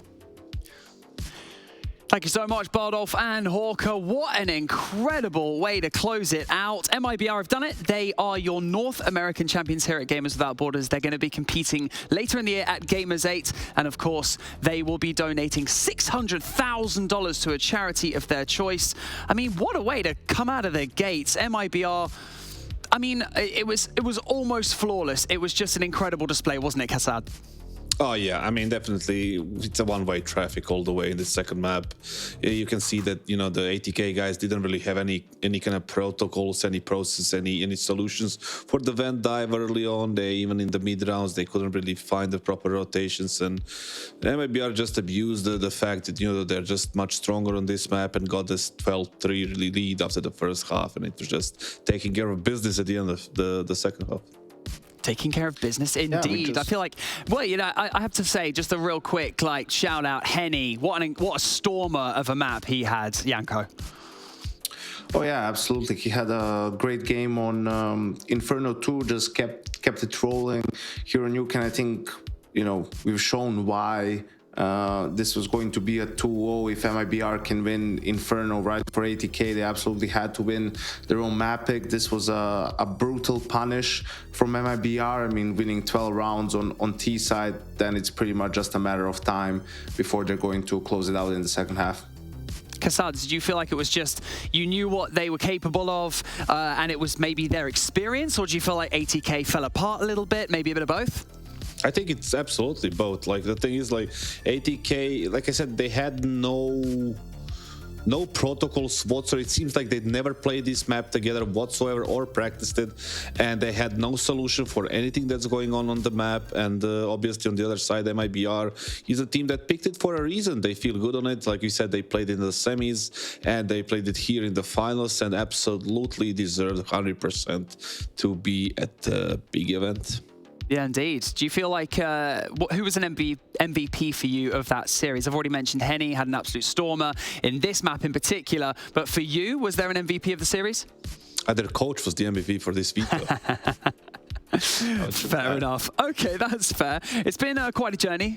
It's been quite a journey for these teams so far, but we have an updated bracket for you. Here you go. In case you missed any of those matches, ATK took the win against Pain Gaming, made it through to that grand final, but unfortunately lost 2-0. A convincing victory for MIBR. Congratulations. And we also have a schedule lined up for you, because later on today, we're actually, you know, in roughly a couple of hours, we're going to have the European qualifier, which will take place here on the stream. We're going to actually have Astralis going up against Looking for Org. Any words on Astralis, Yanko, in like their current form? What are you thinking?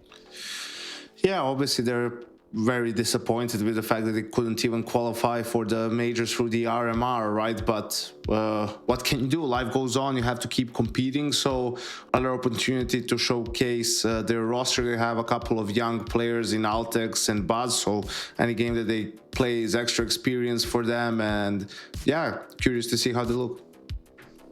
Okie dokie. Well, thank you so much to the both of you. Thank you so much for joining me here at this NA Counter-Strike competition here at Gamers Without Borders. Thank you to the players. Thank you to production for creating all of this. It's absolutely fantastic. Thank you to all of the Counter-Strike talent for joining me. And of course, thank you to all of you at home for watching and for supporting all of your favorite teams throughout this competition. $1.25 million has been donated to charity from this region alone. We're going to do it all again in literally a few hours' time. My name is Banks, and I'll see you then.